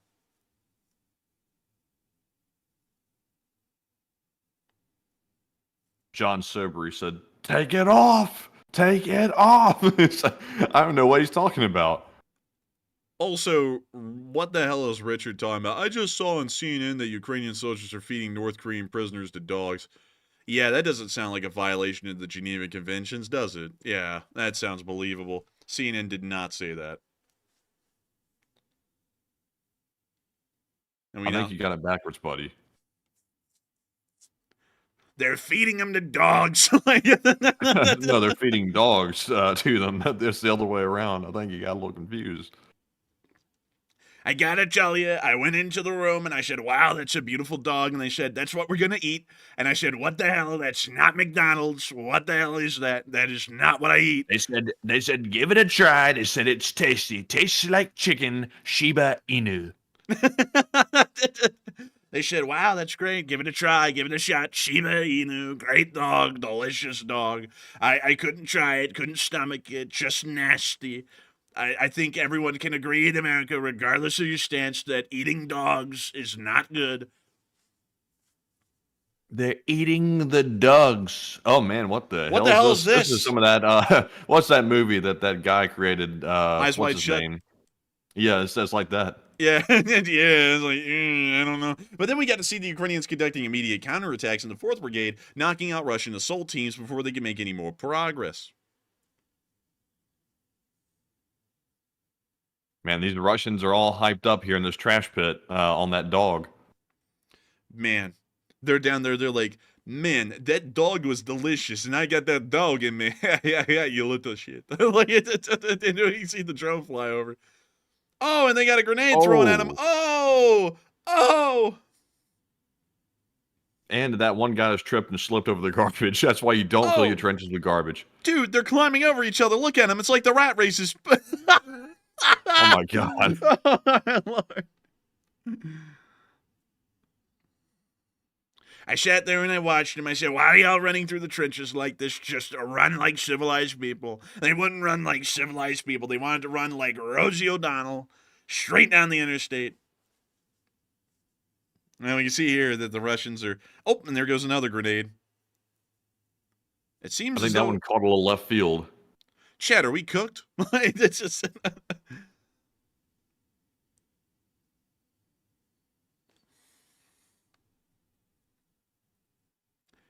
One second, y'all. I got to try and change my impersonation now because that one grinds my throat pretty quickly to where I can't do it a lot. So let me see if I can start doing it a little bit more if I try and change it up a little bit. The Russians are not great people. They're very questionable people. And we sit there and watch them all day long. They get bombed by little bombs, the littlest of bombs. I walked into the room. I said, wow, that's a little bomb. Mavic drones, absolutely incredible stuff. Take a look at this graph. Take a look at this graph. The Russian casualty numbers higher than they ever have been. Very sad, very sad. But you know what's even sadder? The absolute condition of North Korean dog meat, terrible dog meat. I walked in the room. I said, wow, that's terrible dog meat. People were telling me, I've never seen dog meat like that before. That's absolutely terrible, absolutely horrendous. Someone needs to get the FDA onto this case. We need to know what is in the dogs, what is in them. Do they have that dog in them? But moving on. Whoa, Jack. Leave the dogs alone, you know? I mean, you know. That's something that we can all agree on. Like, but anyways, moving on from that, while I lose the voice because I can't do, like, that grinding of the throat thing anymore to try and do that, we can see that the Ukrainians, border guards in the area around Casualty were able to destroy Estrella today.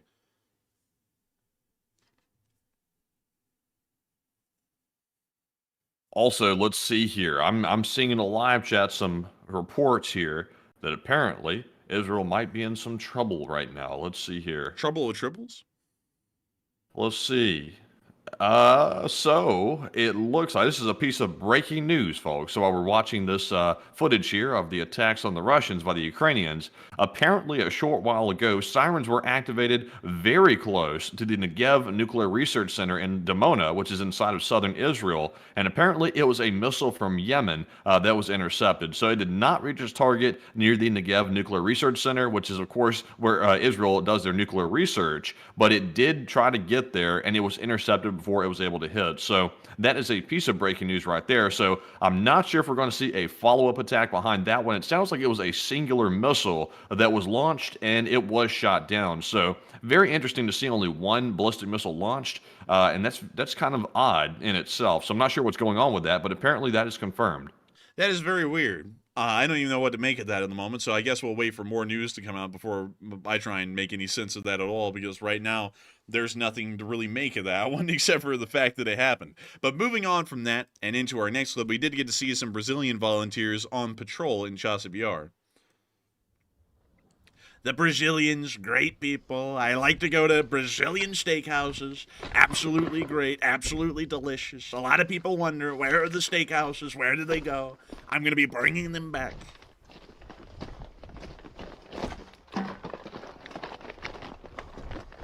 Today I had a delicious Chicago deep dish pizza. It was the greatest pizza I ever had. It was absolutely wonderful. It came from a restaurant called Tortugas. Absolutely. Oh.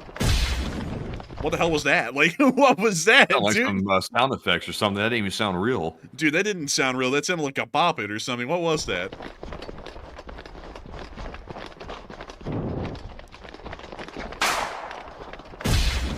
What the hell That's is... like some of the sound effects you get from GarageBand or something on the like the default tracks.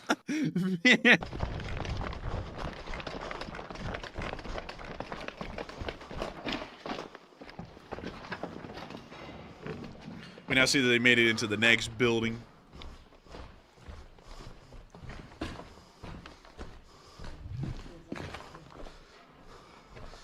E aí, tranquilo? Não.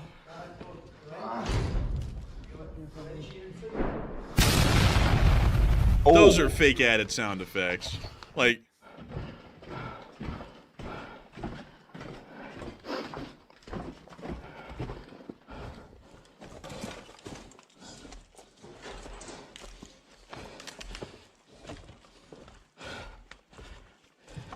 We're about to get another jump scare. I'm sure of it. E aí, Cândido? Vamos que vamos. Essa porra mesmo. Lá pra Ucrânia. Suka pederasta. Ruski. It's a Ruski. Also, I see some people saying microphone might be fried. Nah, that's a fake sound effect right there. Like I don't know if y'all know. I mean, I've been doing this for 3 years now, watched tens of thousands of clips, a lot of them including artillery. That's not a fried microphone, that's a fake sound effect. Like, let's just go back and listen to it just to make sure. So you see how no one even flinches? Like, you know, there's no, like, dust being kicked up or any sign that the cameraman's paying attention to an artillery shell explosion nearby, which would always happen, like, if that actually happened. That's an added-in sound effect. Listen to how it isn't even organically blended to the rest of the sounds in the video. That's fake. Like... Doesn't take an expert to know that. But anyways, moving on from that and into the next clip, we also did get to see some fighting raging on in the area, and we were also able to see video pictures of Chasivyar as well, showing us that the city is now covered in its first snowfall this year. That should make the fighting slow down just a little bit now that the winter is arriving. Hopefully so.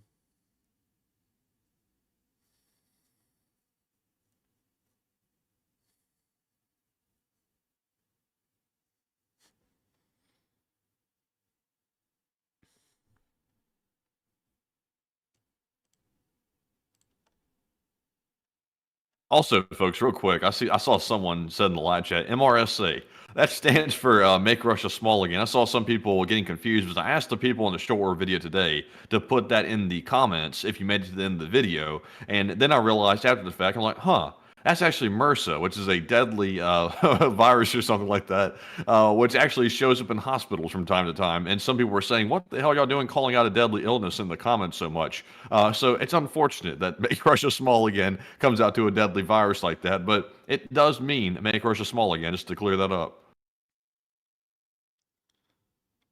And with that, that's the end of the clip. While Matthew clarified that unfortunate slip up today, I didn't even know that that had happened. But moving on from that and into Novopavlikivka, we did get to hear that a Russian major general today of the 5th Separate Motor Rifle Brigade was killed in the Donetsk Oblast. Yippee! Moving on from that and out of that clip, we were also able to see a recent fire mission by a Ukrainian helicopter pilot. I don't know why I'm messing up the words so much, but here's the clip.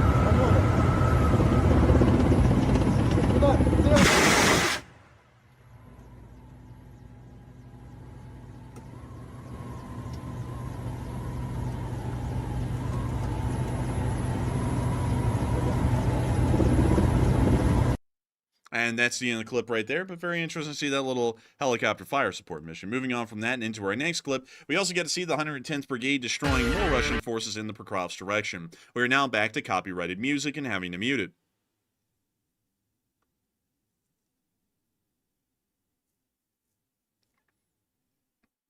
And we see the Russians getting slammed by the 110th.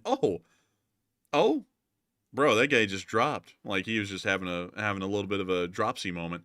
And we can see here more Russians getting hit. The 110th is smoking these guys like a nice set of meats. You know who else likes to smoke their meats? Zuckerberg. Yeah, he likes to smoke his meats. Yeah, and he likes. Hey guys, I'm out here smoking these meats, and we have Sweet Baby Ray's, and I'm gonna go slather on some of that Sweet Baby Ray's to that meat. I think I'm gonna go and do that right now. And also, folks, how's your day going? I'm gonna go slather some of that Sweet Baby Ray's on those ribs.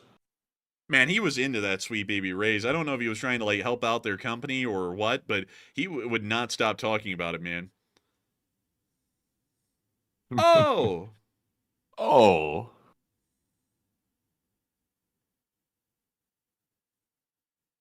Also, John Bartlett said, I agree. MRSA, MRSA is a bad look. It's not just a bad look, it's a bad disease. It's bad all the way around, except for the Make Russia Small Again one. That's a good one. I like that one. We'll give an exception to that one. And we will give a small exception to that one. We will.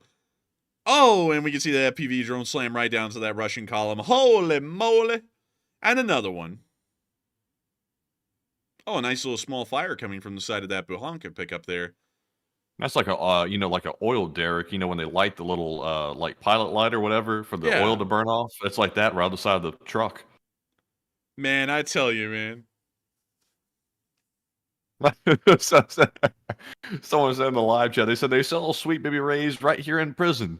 Well, shout out. They said they're from Alabama, it looks like. Interesting. What? Wait a minute. It's better in prison? Oh, really? My heavens, I didn't know. It's better in prison. They didn't say it was better there. They said it's there. They sell Sweet Baby Berets here in prison. The way that sentence is constructed, it sounds like they're in prison. I thank you for being here. I don't know how you're here right now, but welcome. Very interesting place to be.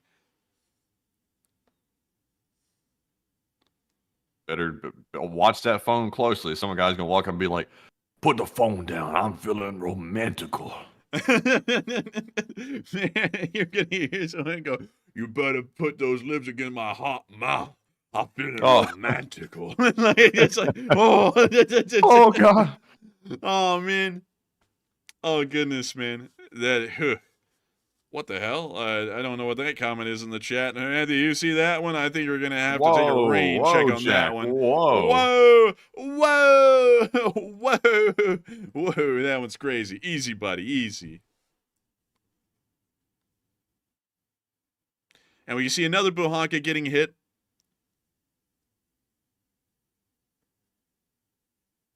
Oh, wait a minute. This is the fella right here. He said he said he chatted before. He's in the same county.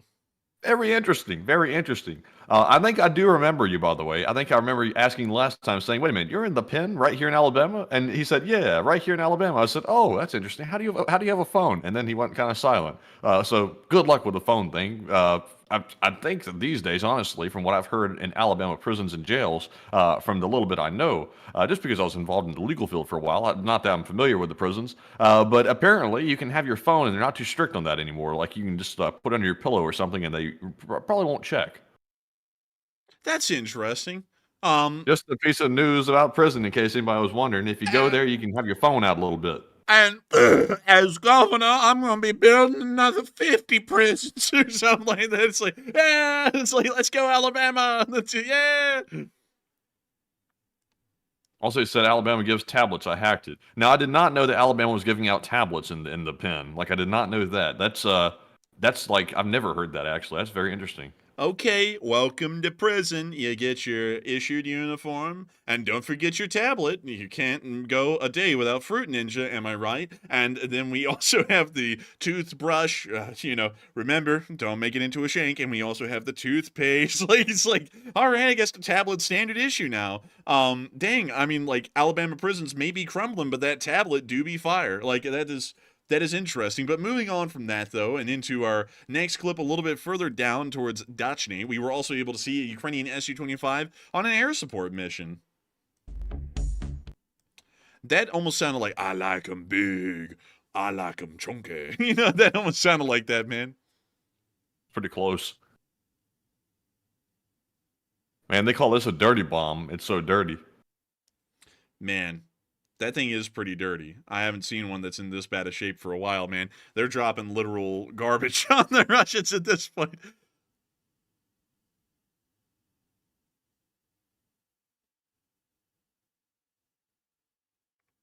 Someone said, imagine a guard is LSA and sees that.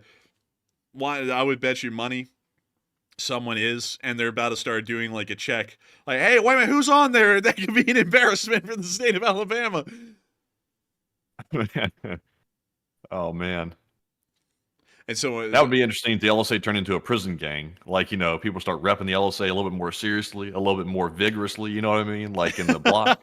Dude, like the colors for the gang is just like stickers of the LSA flag that are smuggled in or something. It's like, I don't know how I like that idea, but that would be whack if it happened. But also someone said, LOL, some of your live chat comments are coming out of an Alabama prison. Yeah, you wouldn't believe like where some of the comments come from. Like we even have people watching from inside of Russia sometimes, like no joke. So that's always weird to think like where everyone's watching from right now. Because at the same time someone's like watching from an Alabama prison, there are also people who are watching who were former directors of the CIA, foreign, current, not current, but former advisors, like foreign ministers, people who run large YouTube channels. It's kind of crazy to think all the people who watch the show. It's really weird, like, to be entirely honest. But still, moving on from that, we are now moving up to Kyiv to cover the speech from President Volodymyr Zelenskyy here on day 988 of the war. And so without further ado, where is his speech? I don't see it on his website.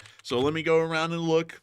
Holy moly. Come on, Zelenskyy. I know he gave a speech. He gave a speech in Budapest, but I heard that his speech did not make it onto the floor in Budapest, even though he apparently gave one. They apparently didn't show it or something like that from what I heard, but there is one out there. Let me see if I can find it. I found it. I did it. So, dear leaders, it's a little lengthy, but it's in English. Hallelujah. Praise the Lord. And so, without further ado, here's the speech. Give me a speech. I want to hear a speech. Let's go. For an invitation. And I'm glad for this opportunity to meet and work together for Europe and for our nations. Yesterday, I spoke with President Trump, as many of you did, and it was productive conversation, good conversation. Of course, we cannot yet know what his actions will be, but we do hope that America will become stronger. And this is the kind of America that Europe needs. And a strong Europe is what America needs, to my mind. This is the connection between allies that must be valued and cannot be lost. There are many challenges since our last meeting in this format. Russia's war has escalated significantly.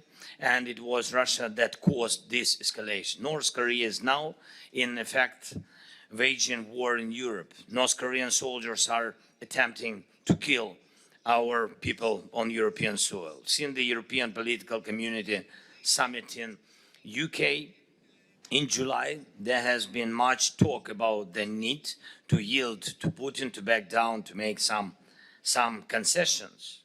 And really some, even from Europe, some leaders were strongly advocated Ukraine making concessions to Putin. It's unacceptable for Ukraine and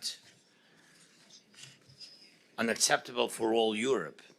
And what's next? Should Europe seek the favor of Kim Jong-un in hopes that he too will leave Europe in peace? No. Strong leader who helped build a united, strong and peaceful Europe would even imagine doing this. But the concept of peace through strength has proven its realism and effectiveness more than once. Now it's needed once more. And there should be no illusion that by showing a weakness or selling out some European positions or any European country's standing, one can buy just peace. It simply doesn't work that way. Peace is the reward only for those strong. Thus, there is no alternative to a strong Europe. And unity is essential, of course, for strength. Russia started this war not because it needed more territory. Of course not. Russia has more land than anyone. They wanted global power, starting with control over Ukraine and then over all of you, as they once did under Soviet or imperial rule. Budapest remembers what Soviet tanks looked like. Ukrainian cities will not forget Russian bombs. And just like Budapest, every city in Ukraine and all our countries deserves security and peace. First of all, I thank all of you for your support of Ukraine and our people. And we are defending ourselves not against Russian wars, but against Russian attacks. Therefore, we need sufficient weapons, not support in talks. Hugs with Putin will not help. Some of leaders have been hugging him for 20 years, and things are only getting worse. He thinks only about wars and will not change. Only pressure can put limits on him. Secondly, we have built a clear diplomatic system capable of pushing Russia toward a just peace. Most of the nations here have participated in this effort for effective diplomacy. Thematic conferences have already covered every point of the peace formula: nuclear safety, food security, energy, the return of prisoners and deported people, deported children to Ukraine, and full enforcement of international law, and much more. We need to push Russia towards this, and a just peace will be a shared victory. The plan of victory is on your table, so Ukraine was the first to propose changing our common strategy to reach, and soon, a just peace. And let me emphasize, this war is taking place on Ukrainian soil. It's important. Ukraine is grateful for all the support from our partners, and we are open to any constructive ideas to achieve a just peace for our country. But it is up to Ukraine to decide what should and should not be on the agenda for ending this war. The bill for this war should be sent to the Russians, not to Ukraine, so that Russia can no longer advance its false claims to everyone around, from the Baltics to the Balkans. Any country, any leader who respects international law and sits at this table should understand that predators always demand more and more gain. Thirdly, during this war, we have seen certain Europe approaches fail. For example, the closer a country is to Russia, the weaker the concept of neutrality becomes. The rapid accession of Finland and Sweden to NATO showed how European and alliance leaders truly envision guaranteed security, not through words, but through NATO. Ukraine has taken note of this. Fourthly, Russian assets. I want to thank everyone, every leader who defends Ukraine's right to use funds from Russian assets to protect against Russian aggression. The Russian state value neither people nor morality. They value only money. And that is why it's also a lesson for them when Russian assets work for Ukraine. Fairly speaking, this is Ukrainian money. It's in Ukraine that Russian forces have destroyed hundreds of towns, our villages, millions of our people have lost their homes. This requires funds. And now, instead of looking for reasons to delay decisions, it's necessary to find a mechanism to direct the funds to Ukraine so they can be put to work as quickly as possible. Fifthly, Putin's war funds. We all know Russia still profits from selling oil enough to continue its war, and Russia still evades sanctions and buys drones and missile components worldwide. Russia still has the capacity to spread instability and interfere in nations, lives in places like the Sahel, North Africa, the Middle East, and other countries like Yemen. Why does Putin do this? We need leverage over him. All of Europe needs it. And together, of course, we can not only stop Russia's war against Ukraine, but we can also respond to other challenges. This is possible for us. This is possible for Europe, not for any one leader alone. And please stand together in defending the common interests of our nations, and we must likewise work together with our allies for our shared interests. Thank you again for invitation, Mr. Prime Minister. Thanks for attention. Thanks for your support. Slava Ukraine. And Herom Slava. And with that, that is the end of the speech from President Volodymyr Zelenskyy here on day 988 of the war, and that is going to be moving us on into the second segment of this stream, where we get to talk to each and every single one of y'all, and that we will. And it's always an incredibly fun segment. But before we get into that, I do want to thank the about 60,000 people who have watched the stream so far, and also about the 9.2 thousand people who have been here at the peak. It is absolutely incredible to know that we were able to have each and every single one of y'all here with us tonight, and I hope that y'all have enjoyed it. We always put a lot of effort, time, and a lot of, I hope, quality into covering this news, and also making sure that not only does it cover the news, but it also helps people to pass the time in the later afternoon here in America, and in the very early morning hours, and also in the middle of the day for some folks over in Asia while they're working.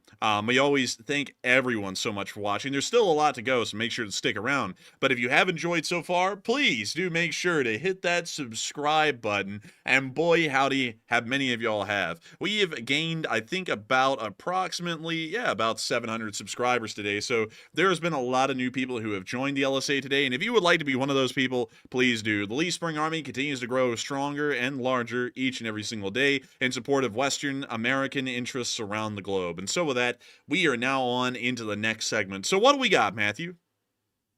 All right, so moving on to our final question segment of the night. We have no more polls to address, so we're jumping right back into our Super Chat questions. And first up, we have one from Dustin Mayo, who's, of course, a channel legend, and he also supports the channel very much, and we appreciate that, Dustin. And he throws in a $50 donation, and thank you very much. He said, should the U.S. fast-track any aid to Ukraine before the new president comes in? It sounds like we already are at the moment. And I would say, why not? It would help them to get some support quicker currently, and in the future, I would hope that support to Ukraine continues. And so for that reason, they'll have gotten a rapid surge at the moment. That's the way I would largely look at it for now, because, we want to remain optimistic, and I do hope and believe that Ukraine will continue to be supported in the future, because it is within America's interest that this war is seen through its course, and that the United States is able to achieve its strategic imperatives that it has inside of Ukraine at the moment. So I would largely say, yes, generally not, because I think that the support's going to shrivel up and die. I think it's going to continue, but it'd be better just to see them finally get the support at the pace at which the Ukrainians have been requesting it for quite some time at this point. Also, really quickly, I've seen something that Matthew banned that always annoys me when I see it. Someone said, billions for you, billions for me, billions for everyone, but the American taxpayer. Let me really quickly, 1 second, hang on. Let's see, hang on, here we go. All right. So, there is something called the discretionary federal budget. And there is mandatory spending here in the federal government, and there's also discretionary, and then there's net interest as well, which we're having to pay. And so what's interesting about that is that out of the mandatory amounts, we have to pay out that money by statute, by what Congress has permitted by law. And so a lot of that, crazily enough, goes to these insane ideas, like money that I guess just doesn't go to any American, like Social Security or health care, things like that, make up about 66% of the mandatory spending that the federal government has to do every single year. So 2/3 of all of the money that the government spent in 2022 went to the citizens that are paying taxes into the system in one form or another. And then when it gets down to discretionary spending, half of that, more than half of that, goes into defense. This was according to the 2018 figures. 5% of it goes into education, which is pretty large considering that the federal government really isn't the one responsible for educating your children. It's actually your state governments that are responsible for that. The federal government doesn't really get involved in that all too much, rather than the administrative level across the board. Health and human services, which I don't really know what the federal government is doing for those, because once again, that usually goes down to the states. 5.88%. Let me see if I can actually get you all a monetary figure for that stuff, so that way I'm not just running through percentages. We're actually showing y'all something here. Let's see. I'm not really seeing any of them that break it down. Like, wait a minute, hang on. This is for 2017, and it's still not really breaking down the absolute number. At least for the military and everything else. But you can kind of get an idea just to try and, break that down for people. It absolutely aggravates the hell out of me when people say, oh, I just pay taxes and it never comes back to little old me. It's like, yeah, it is. It's like it's going into Social Security, it's going into healthcare, it's going into a million other things. It's like it is being recirculated to the citizenry. A large amount of it is. The only part that you could say isn't is foreign aid bills, like the money that we send to Ukraine, which is a drop in the bucket compared to about the $1 trillion we're spending per year right now just on the U.S. military, far less everything else that's included in the budgeting. So the military costs us about $1 trillion a year. The U.S. government spends about 4 to 5 trillion a year right now. So put that into perspective. Military spending only makes up 20% of that, which we don't really get back because, that's not something that like a citizen can do, is just drive a tank tomorrow, so no one really gets that back. Foreign aid bills like the ones we send to Ukraine are like a drop in the bucket compared to the $5 trillion we're spending annually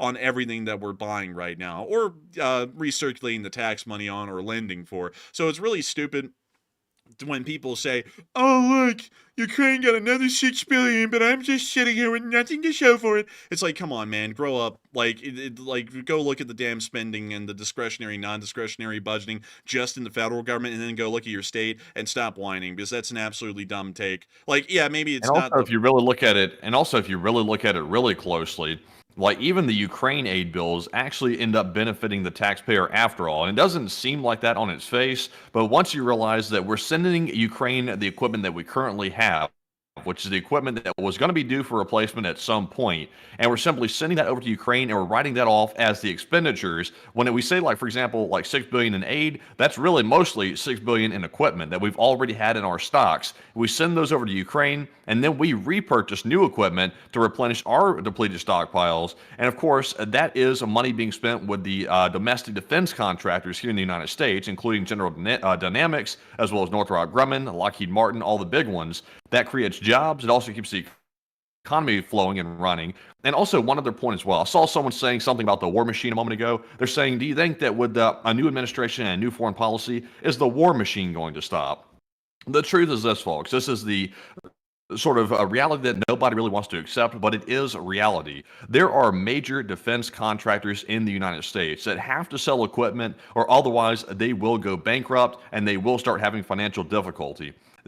That means that these people send out lobbyists to D.C. to make sure that their interests are being protected and more equipment is being bought. That incentivizes people to keep boots on the ground, meaning U.S. boots on the ground in various places. That means there's a need for more equipment and more things from these defense contractors, which keeps them alive and afloat, which is the reason why you'll hear some people saying the military-industrial complex has a lot of sway and power with the policy in the government, because they do have a lot of sway because they need to be able to keep running and keep the government buying their equipment. So there's going to be no stopping of a quote-unquote war machine anytime soon, or that would absolutely wreck the United States economy and the defense industries. And also another thing that I saw, someone said this, and I gotta address this one, and I'm gonna make sure to address it as politically as I can in my own wordage, not like as a domestic political thing, but making sure to be careful with the words. Someone said that little drop of money can be sent to the veterans. Okay, let me just get this out there really quickly. Do you know that we're not sending like raw money to Ukraine? We're sending equipment. Like, do you know that?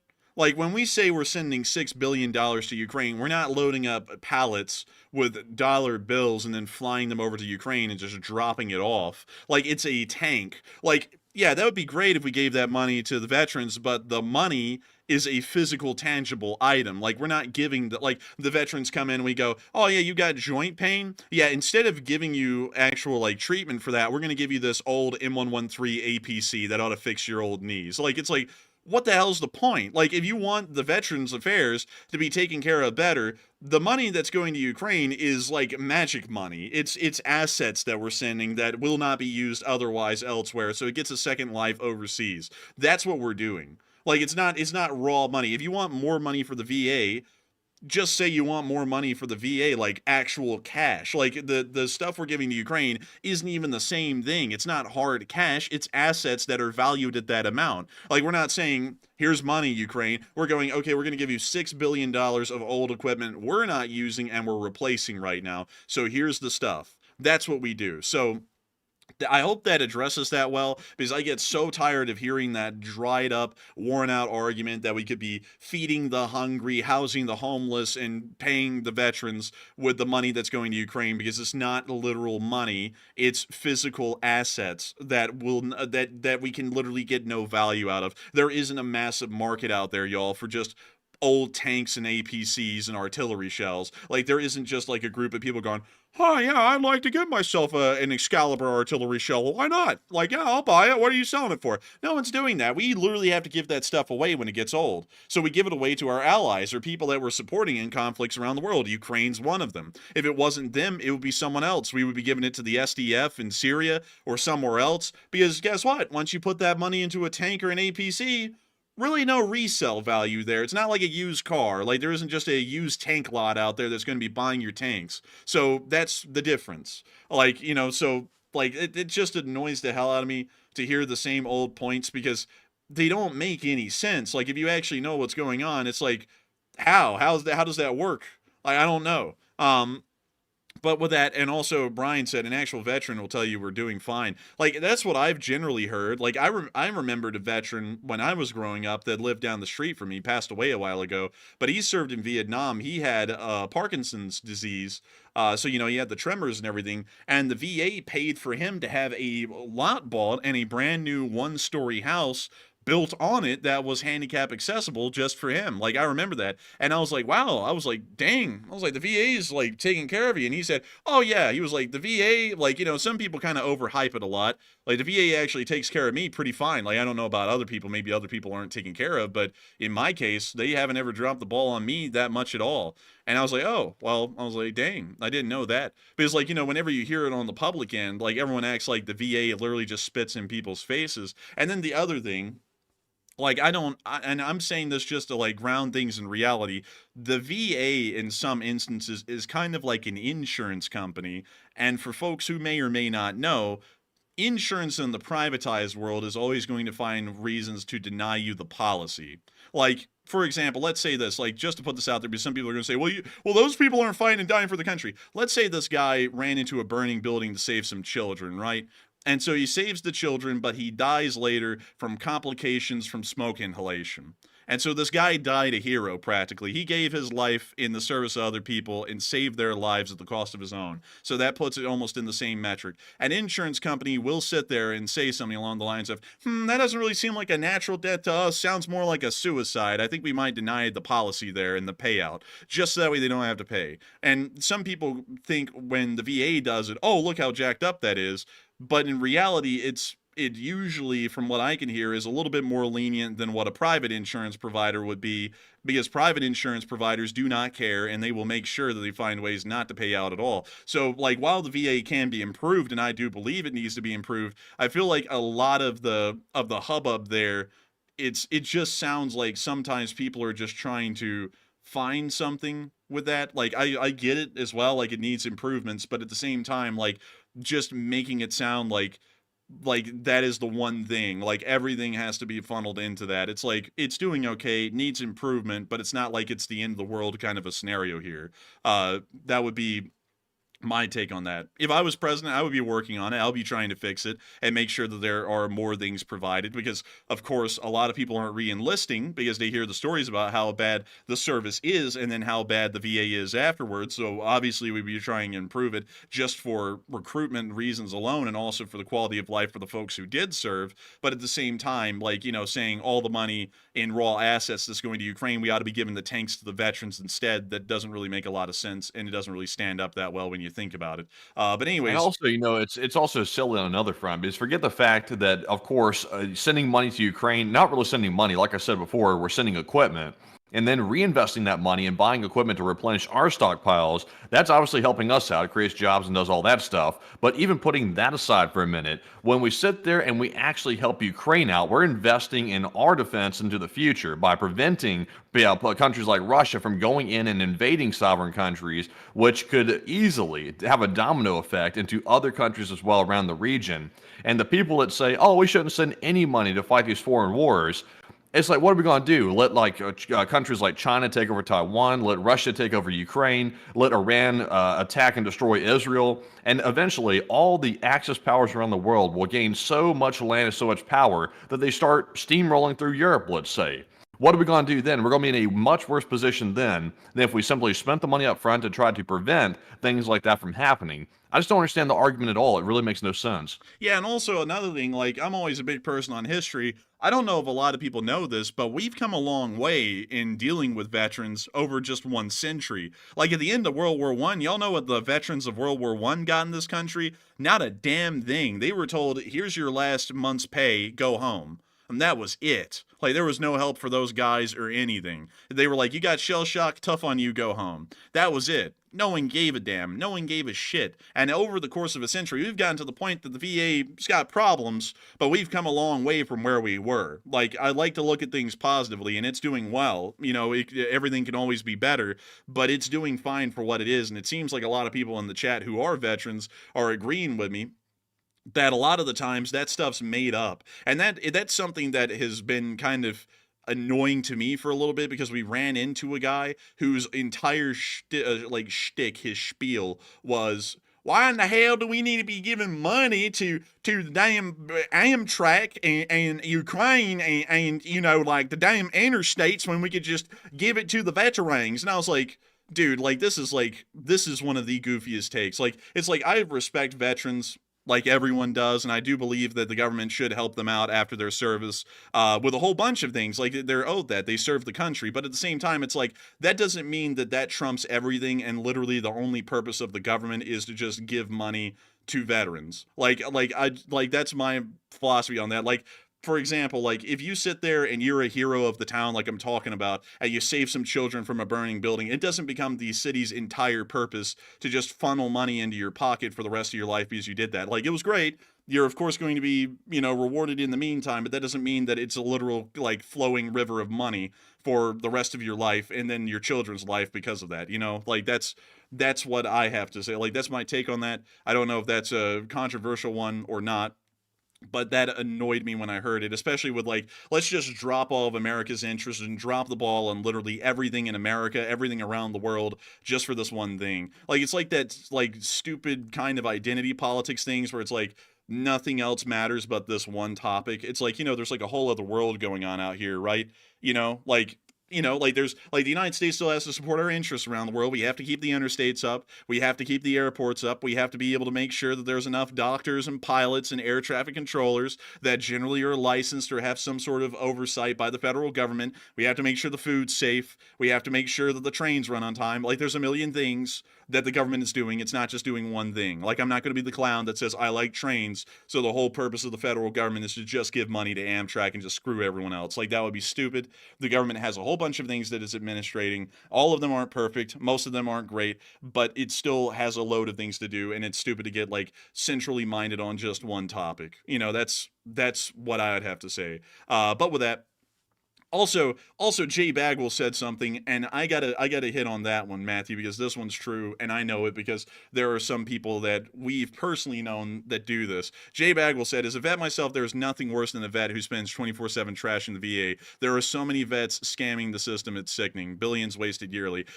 I did not know that until I was told. I'm not going to give the exact details of the story, but there was someone that we knew that was kind of closer to us when we were children that lied about their exposure to Agent Orange in Vietnam just to get the payments. Like, that happens a good bit. Like, and that's something that some people don't think about either. It's like there would be, and of course, I got to say this, everyone takes advantage of the federal government's money whenever they can because they look at it as free money, but they don't realize that they're screwing other people out of money that they need as well. And the system is largely a trust-based system. And that is 100% true, because there are so many people out there who take advantage of the VA just like everyone takes advantage of every other kind of system in the government and just runs the thing dry. Like, just trying to find any way that they can get any extra money. And people have got to stop doing that. Like, people have got to stop being, in Section 8 when they don't need to be in Section 8 and they have a job and they can support themselves and get themselves an apartment. They're eating up government resources that could be used for someone else. People have got to stop trying to scam the VA for stuff. People have got to stop trying and run the government's pockets for whatever they can get, because that is what's actually eating up a large amount of the expenses. And all that we do when we give them more money and we don't make sure that the bureaucratic side is properly managed, is we just tell people there's more money in the government's pockets, why don't you run it a little bit more? Like, that's all it ends up being. That's why y'all never see any improvements. The government can throw money into a department like the VA. Like, they could throw money into the VA and there would be like a marginal improvement because a lot of that money would be absorbed into more people claiming that they had been afflicted by something they hadn't been afflicted by and then getting the payout. And then that money disappears for that reason. So with that, I've seen a lot. Like, the one thing that I've noticed before is sometimes you'll see like vehicles running around with like disabled veteran tags on the back, and some of these guys are actually legitimately like disabled, and they deserve the payments that they're getting from the VA, like 100%. But sometimes you'll see this. It'll say like disabled veteran. They'll be like driving a brand new like Corvette or something like that, and they'll get out and they're like spry fellas that don't appear to have any disability whatsoever, and very in a good state of mind as well. And you're like, wait a minute. Why do you have a disabled veteran tag on the back of your car and you seem like you're in perfect shape, no like physical disability, no apparent mental disability either, but yet you've been declared disabled and apparently you're accepting payments from the VA? I've seen that quite a bit. I'm not sure, like, obviously I have not served, so I'm not sure if anyone else knows like how rampant that is. I think that's actually very rampant, and that probably is a huge drain on the system as well. And also, one thing I will say is typically, like, there are some people that are naturally going to abuse the system. There's always people like that. But when people feel like they're being mistreated, that also increases the tendencies for people to decide, oh, I'm going to like get back at the system and I'm going to start abusing it and taking money that I'm not owed because I just want to get back at them because they've treated me like crap. That increases it as well. Maybe if they treat people good for long enough, maybe people will try to like lower that level of, honestly, it's kind of fraud, honestly. Maybe they'll lower that down. But, once people start doing it, it's kind of hard to like get them off of it. yeah, and also that's another thing that always is like kind of aggravating, is everyone always feels like the federal government is screwing them over. And I'll agree, sometimes it feels like it, especially when you get around to paying taxes every year. It's like damn, it's like, where's all this going? Like, I'm paying a killing into this. And, and at the same time, you have to realize that's part of living in this country. There's no country in the world where there's no such thing as taxes, because every single one of them has to raise taxes to be able to maintain their nation. So it's like, you can't feel like you're getting shaken down by the government. You just got to pay the taxes and then do what's right by the system. Don't sit there and take advantage of it and because it's free money or whatever the hell you want, or they took money from me, so I'm going to take it from them, because it's screwing the system up across the board. Like, I just wish that people would follow that a little bit more, because it's annoying to me that is the case. And, and we're talking right now kind of more specifically about the whole VA thing, because I saw a comment that sounded a lot like, oh, the money's got to go to the veterans. And I was like, that's goofy. But, like, that's the same thing for every single system. Like, any government housing kind of systems, there are loads of people who take advantage of that system. That's why people, like, here's the thing, that's why people don't like them. They don't like the service. Like, a lot of people would be fine with government housing and things like that if it wasn't for the people who were taking advantage of it and scamming it. That's why people don't like paying into that kind of stuff, is because they see all these people who are just running the government pockets for money, and they're just sitting there and taking advantage largely of the tax base and what they're doing to try and contribute to society. That's the real issue. Like, maybe if we had a better bureaucratically streamlined department in each of these divisions to look over these things and to make sure that people aren't shaking the government down for money, maybe we would see that people would be a lot more happy to pay taxes into the system, because they wouldn't see so much abuse going on from fellow citizens. And so I hope that does address that fairly clear. Also, I want to make this clear, like Matthew did. If you are a disabled veteran who was injured in the line of service, the VA ought to help you out with 100% of what you have. Like, that's just a given fact. But what I'm trying to make clear here is the discernment in between people who actually need help, the actual disabled veterans, and people like someone we knew that never was exposed to Agent Orange in Vietnam, but lied and said that they were, just so that they could get the VA benefits for the rest of all time. Like, that's the difference. Like, people who actually need help and people who claim that they need help and they're lying just to run the system. That's what I'm saying. So I hope that makes that a little bit more clear, just in case if people were getting a little confused there. People who need help, get the help. People who do not need the help, but they're going to lie about needing it so that way they can get the money, do not need the help, and those people need to be rooted out or just denied the help. But then if you start getting overzealous on that, sometimes people who actually need it get denied, and then that becomes an issue. But generally, hopefully, just better bureaucratic management would help fix that situation. Who knows how you do that? That's a very difficult can of worms in itself. But anyways, I hope that does address that fairly well, at least in my opinion. And with that, we are on to the next one. All right, and our next one here is going to go to Eliora Abigail, who puts in a $100 donation. And thank you very much, Eliora, for the massive support once again, and we appreciate it very much. And they said, hey, Enforcers, great show as always. And do you think the new administration would pull out of NATO? And if that happened, would you think it would be devastating? And I know there's an act in place to prevent that from happening currently, and I'm curious. And honestly, Eliora, I'll say this. I personally do not think the U.S. will ever be out of NATO, and I'm pretty confident in that. Don't let rhetoric, like this goes for everybody, like I'm not just saying this like to one person, I'm saying this in general. Don't let political rhetoric get in the way of what's actually like realistic or not.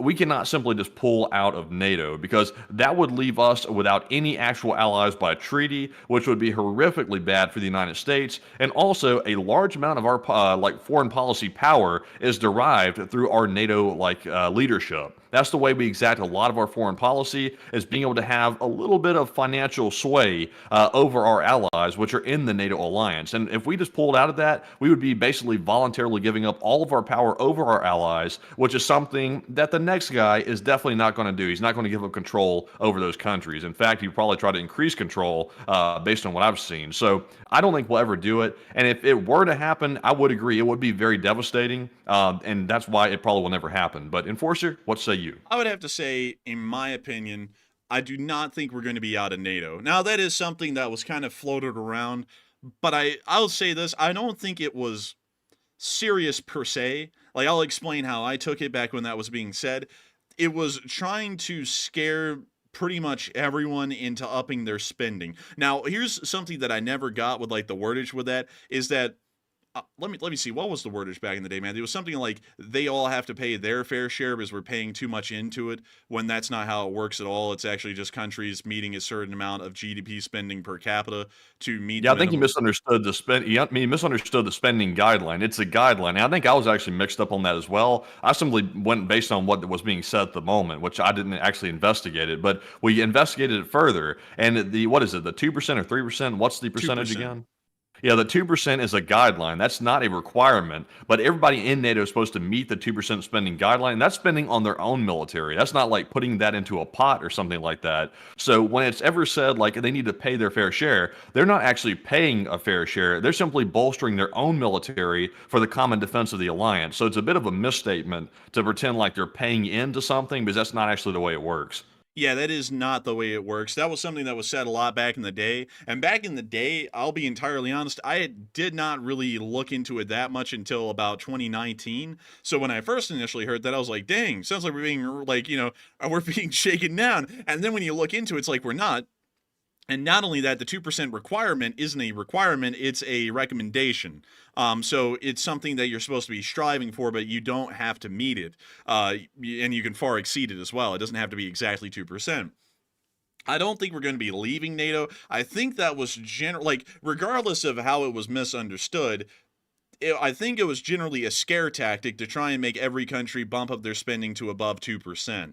I think that's what it was. That generally won't be a problem this time around, because almost everyone in NATO, except for some of the minor countries, have gotten above 2% or are getting a little bit above 2% at this point. So I don't think that'll be as big an issue this time around, because regardless how it's understood, whether they're paying for their own defense or they're paying into a bucket and it has to be over 2%, it's still going to be over 2%. So I don't think we'll be leaving NATO if that was a legitimate threat, and I generally think it was more so of a scare tactic than anything. And although I don't really get why, one would pull a scare tactic like that, it probably was just more than a scare tactic, and we probably will see that nothing will be actionably taken on that route. On top of that, there really is no way for the United States to leave NATO, because we're the ones who made NATO. Like, we're literally the leader of NATO. Every time everyone has to do something in NATO, it's literally written in the charter, they have to request that they do something through us. Like, that's how it works. So I don't know how in the world we would do that, because the entire NATO charter would literally be dissolved, because there would be no actionable leader, because we would be gone. So I generally believe that will not happen. Also, on top of that, it makes no strategic sense whatsoever, because that allows us a large amount of control in Europe. And even if it does happen, which would be horrendous if it did, and I have to admit that would be a disaster if that happened. Like, there's no way I could make that positive Total sounding. disaster. Huh? A total disaster, like completely. One of the worst foreign policy moves in history if we were to pull out of NATO. Yeah, it would be the worst by far. And so that would be pretty horrendous if it happened. But there is a caveat to that. The United Kingdom and France are both nuclear-armed countries, and so they still give a nuclear deterrent to the whole of the NATO alliance. So that still means that the Russians wouldn't just start steamrolling through Europe, because if they started to do that and Britain and France got panicked, they would start nuking the Russians. So they pretty much still get the same mutually assured destruction outcome without the United States that would generally protect NATO at large. So if that did happen, it would be a disaster. NATO would still generally be safe because of the UK and France, but I don't think that will happen. I hope that it doesn't happen, because that would be an absolute mistake and the biggest blunder of the century. But I also have to say that I remember that there was a different kind of let me put this out there, because this was something else that was said, and then it was a very interesting thing to see how it went. Before the current president, the president-elect, was the president back before 2016, he said that there was a trade deal called NAFTA, which was pretty much a North American trade agreement in between Canada, the United States, and Mexico, that was just absolutely wrong, absolutely screwed up, and we need to get rid of it and just not trade with Canada and Mexico, which are two of the three biggest trading partners that we have. That ended up being greatly curtailed in action, and it literally just ended up being rewritten almost in the exact same language and agreements as it had been before. But I think there were some very minor changes to the language of the next trade treaty, and I believe it's called the the Canada-United States-Mexico Trade Agreement or something along those lines, but it's almost the same thing as NAFTA, just slightly different. So it may just be the fact that it's exaggerated rhetoric. That's what I would generally believe, because whenever it's actually, when push has come to shove, almost everything that's said in politics is exaggerated rhetoric. So, that's a general across the board statement that you can work with really on anything. So I don't think we'll be leaving NATO. And I haven't really heard that being stated a lot. I haven't really been paying attention to it that much, but I haven't heard about that being stated a load that, as soon as a new president comes in, we're leaving NATO. I haven't heard that, but I have heard some other things that have been a little interesting. But with that, Now that rhetoric's been going by the wayside, because I think, several years back it was kind of debatable. Like, is NATO really that necessary and stuff like that? In my opinion, it's always been necessary, but some people were like, is it really necessary? But I think with all the trouble popping off around the world with Ukraine, various other places,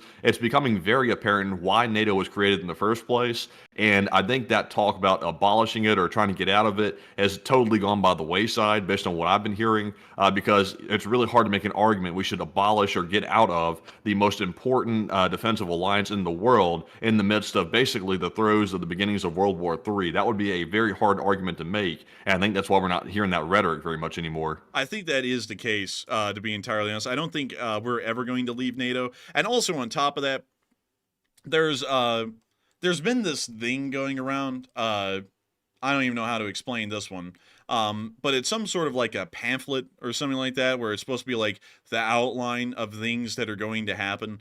I just got to generally tell y'all, I don't even know what the hell that is. And just because of how the government works, nothing could be followed through in that, if that was the case, because the Congress and the Supreme Court would just block it. And it's like I don't know why people are freaked out about that. I've heard that one out there, that some what the hell is it called, Matthew? Some I don't want to say the name's going to start a firestorm. Yeah, it might start a firestorm now that I remember the name. But beyond that, some people are saying, "Oh my God, this thing's going to be brought into effect." Oh my God, it will not, because I actually think I grazed over it one time and looked at it, and it was like, we're going to build 80 aircraft carriers, and I was like, okay, this thing is a joke, because there's no way in hell we could even financially afford 80 aircraft carriers. We can only afford about 15. At the best. So I was like, this is absolutely insane. Like, that would bankrupt the country. So I wouldn't really put much stock into that thing either. Like, if you like that, I believe is mostly a work of fiction. Kind of like a whole bunch of other stuff that's circling around on both sides right now. A lot of it's fictitious, just meant to kind of rack up fear. I don't think that stuff is real. But anyways, with that, we are on to the next one. All right, and our next super chat here is going to go to Adam Glegg, who puts in a $50 donation. That is Adam's first ever super chat on the live stream, and we appreciate that very much, Adam, and that is very generous support. And of course, thanks for helping to keep us running. And Adam says, thank you for everything you do, Enforcers, and keep up the great work, and I'll say forever. And thank you so much for the massive support, Adam Glegg, and helping this channel to keep on running. And thank you so much for enjoying everything that we do. We try our best to make sure that this channel is running as best as it can, and I thank you so much for appreciating it and thinking that it is, because folks like you are the reason why we're able to make this channel possible each and every single day. And so with that, thank you so much once again. I hope that does address that incredibly well, and with that, we are on to the next one. And a huge thank you so much once again, and long live the Lee Spring Army, and the Lee Spring Army will never die. Yes, indeed. And moving on to our next super chat here. This one goes to none other than Hal Rose, who throws in the trademark $33 donation. And thank you very much, Hal, as well, for the support. He said, Enforcer Matt, I'm happy to see that you are still at 304,000 subs. And yes, sir, we did hit that today. And also, huge thanks for that. And he said, epidemic of subscriptions on YouTube. And pick a question, please. And I'm all in till the finish. And slava Ukraine. And I got to thank you so much for the support, Hal Rose, and being here till the finish line. And hopefully the finish line will be a victorious one. And also, thank you so much for congratulating us on 304,000 subs. The channel is growing leaps and bounds these days. And what's crazy about that is that most everyone else in this category is losing subscribers at the moment, and we're still gaining them. So I'm pretty happy to see that. We went from 302 to 304,000 just over the past 2 days, so we're always happy to see that. We love to know that people are still joining the channel and really enjoying how we cover this thing. And also, thank you so much for always being here, Hal Rose. You've been here for an incredibly long time. Years at this point, and you're still here with us, and I got to thank you so much for being here with us till the finish. And we will make sure to grab a live chat in your honor, but of course, slava Ukraini, and long live the Lee Spring Army. And so with that, Matthew, what do we have? What do we have here from the live chat? All right, so the live chat question that we have here is going to go to Humble. And this is the question that a lot of people have been asking tonight, and I really haven't had a chance to research it, but let's see what the Enforcer has heard about it. And I'll try to tell y'all what I know about it. And they said, any news on the attacks in Amsterdam tonight? And I will say this, the one thing that I do know about it is apparently Israel has sent evacuation aircraft to go retrieve Israeli citizens from Amsterdam, which is wild to hear. That's really insane to hear, actually. Apparently, there was some anti-Semitic activities going on there, and some Israeli Jewish people were being attacked inside of Amsterdam by some, I'm not really honestly sure who it is, and I don't want to say that until I know for a fact, but they were being attacked specifically because they were Jewish. So that's apparently what's happening there. So some very bad videos and images coming out. But Enforcer, what say you? I would have to say, I've been looking at that in the background. I actually asked Matthew about that in the middle of the speech, trying to see what was going on with that. And it appears it's a very horrendous situation at the moment. A lot of people have been wanting us to talk about it. We don't know a lot at the moment, and we're still trying to figure it out. But apparently a group of Jewish football fans who were leaving a stadium somewhere in the area, from what I understood earlier, were attacked by a mob of people. We don't really know the exact identity of the people, but there are two different stories that are circulating about it at the moment. One of them is that they are anti-Semitic Dutch citizens that are taking it upon themselves to attack these Jewish people. The other one is that this is a group of let me see here. What was the exact wordage on this one? Middle Eastern migrants who are most likely Islamic or some sort of form of radicals that ended up attacking the Jewish citizens in Amsterdam. Or, well, not the Jewish citizens, but the Israeli citizens who are Jewish in Amsterdam. We're not entirely sure which one the group is yet. We haven't gotten any official Dutch government statements on this topic at the moment, but it is absolutely horrendous. It's so bad we probably can't even show the film here on this channel right now. We do have it on our Twitter if y'all want to go see it over there. But it is an absolutely tough thing to see. It really does look a lot like, to be entirely honest, it almost looks like the black shirts and the brown shirts from Nazi Germany that would go around beating up Jewish people before the Holocaust began around 1942. It is pretty bad. It looks pretty horrendous. Hopefully the Dutch police get the situation under control. We haven't heard of any police activity in the area trying to stop this, but we do hear that the Israelis are going up there and they're going to start evacuating Jewish citizens out of the Netherlands. So this is wild, Enforcer. So apparently I'm reading up here on what exactly the Israelis are doing to get their citizens out. The Israelis are operating as if the authorities in the region are not even protecting the Israeli citizens. I'm not sure if that's actually the case, or maybe Israel simply overreacting or what. But apparently, according to the Mossad commentary, which is a pretty reliable source, it says the Israeli Air Force is sending military transport planes to the Netherlands, and the planes will have the teams of the National Rescue Unit of the Home Front Command on board, and apparently they're going to mount a rescue operation with the Israeli military forces to go in there and get people out. So I'm not sure when this is exactly going to happen, but it sounds like Israeli forces are potentially going into the Netherlands to get the Israeli citizens out, if I'm reading this correctly. that's interesting. That may be showing that the Dutch government is doing absolutely nothing in support of these people, which would be horrendous to hear. Because you would generally think that in a civilized society, like in the Western world, everyone would be owed equal protections by the government against harassment and literal battery in the streets. But from what we're hearing right now, at least our initial reports, it doesn't appear that the Dutch government in the local area or on the national level is reacting at any level at this point. A little bit of an unfortunate thing. Maybe they don't know what's going on. I wouldn't know how they wouldn't know. It's literally all over the place right now on the internet. But we'll hopefully see that things change, or at least the Israelis are able to get these Jewish people out of the Netherlands, one or the other. But still, not great to hear. But with that, that's really all I got to say. And let's see. Someone said mass imagination. I don't know what that is. That must be very creative. But still, with that, we are on to the next one. All right, and our next super chat here goes to Boulder Boy, who's a longtime channel legend as well, and puts in a $21 donation. And thank you very much, Boulder Boy, for the support. He said, have a few bucks. Hey, and thank you so much for the support, Boulder Boy, and letting us have a few bucks, because those few bucks help us to keep this channel running, or whatever I was about to say. But still, thank you so much once again for support and helping this channel to be possible, because if it was not for folks like you, we wouldn't be able to keep this thing running. And so a huge thanks to you so much once again, and we are on to the next one. And our next one here is going to go to Strong River Flats, who puts in a 20 as well. And thank you very much, Strong River Flats, for that support. He said, this passed good for one free rabbit hole. And he didn't specify what the rabbit hole was that he wanted, but he did give a pass, a free pass for a rabbit hole. And thank you very much for that support as well. And Enforcer, what say you? And I have to say a big thanks for the support and helping this channel to keep on running Strong River Flats. You gave me a free reign to go into any rabbit hole that we want to. And considering that we're on the topic of the Netherlands right now, I'm actually going to tell you something very interesting about the Netherlands. Actually, probably a couple of things, considering that this is a rabbit hole and it can go literally anywhere. The Netherlands are the masters, actually, at terraforming their terrain. No one really does it as well as the Dutch, historically, and they've done an amazing job.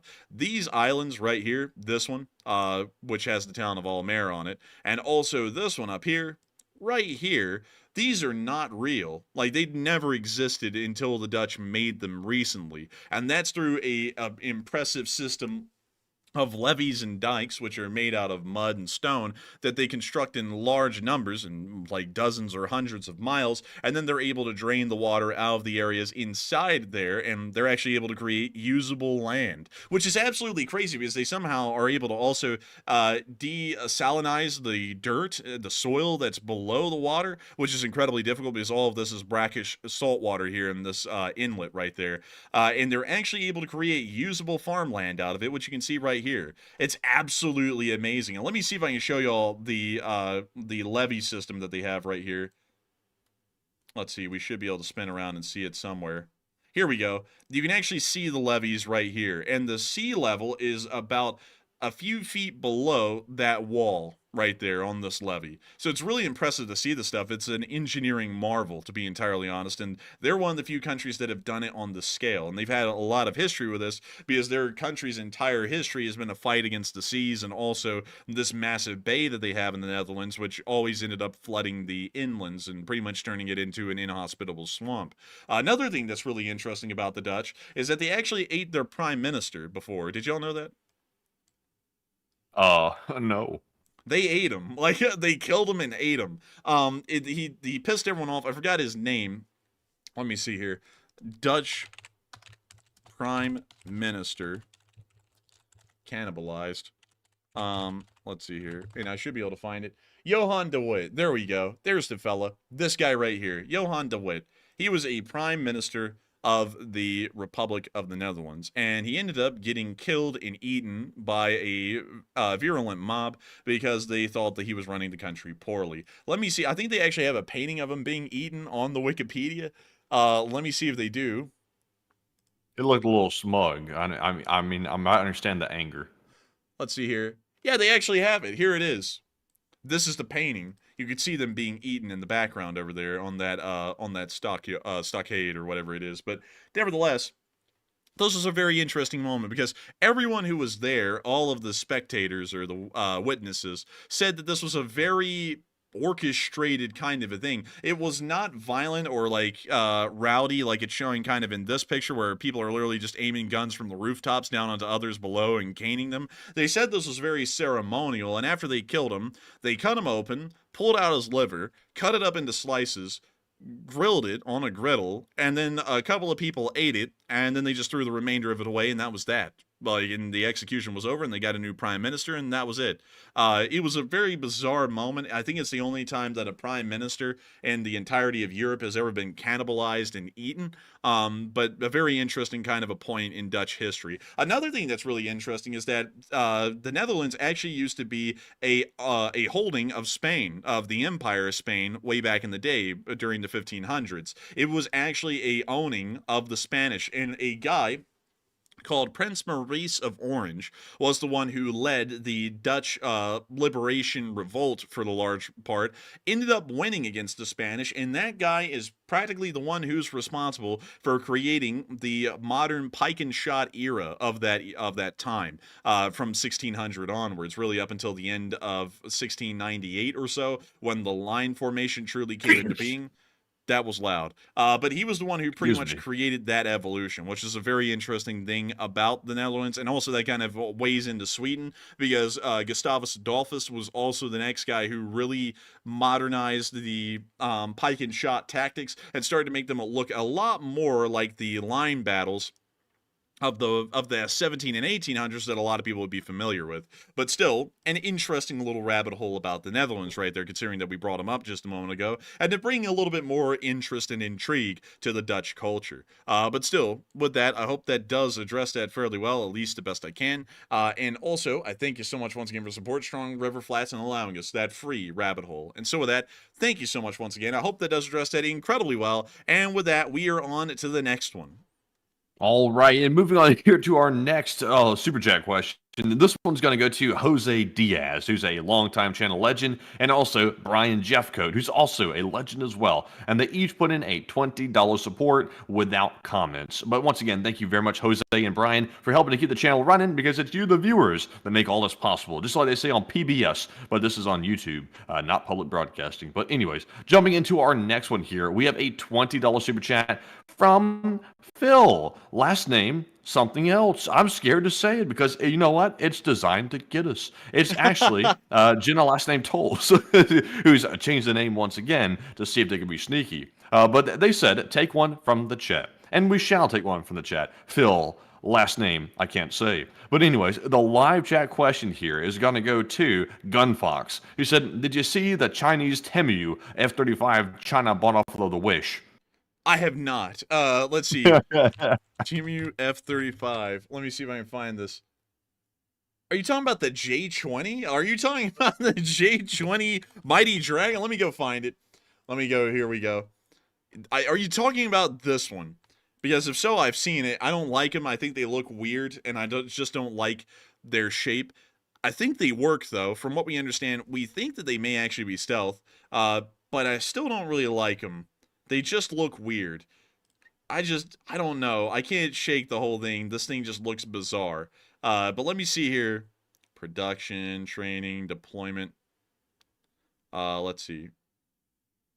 Hang on here. So, after entering, replacing the Su-30s, far more advanced.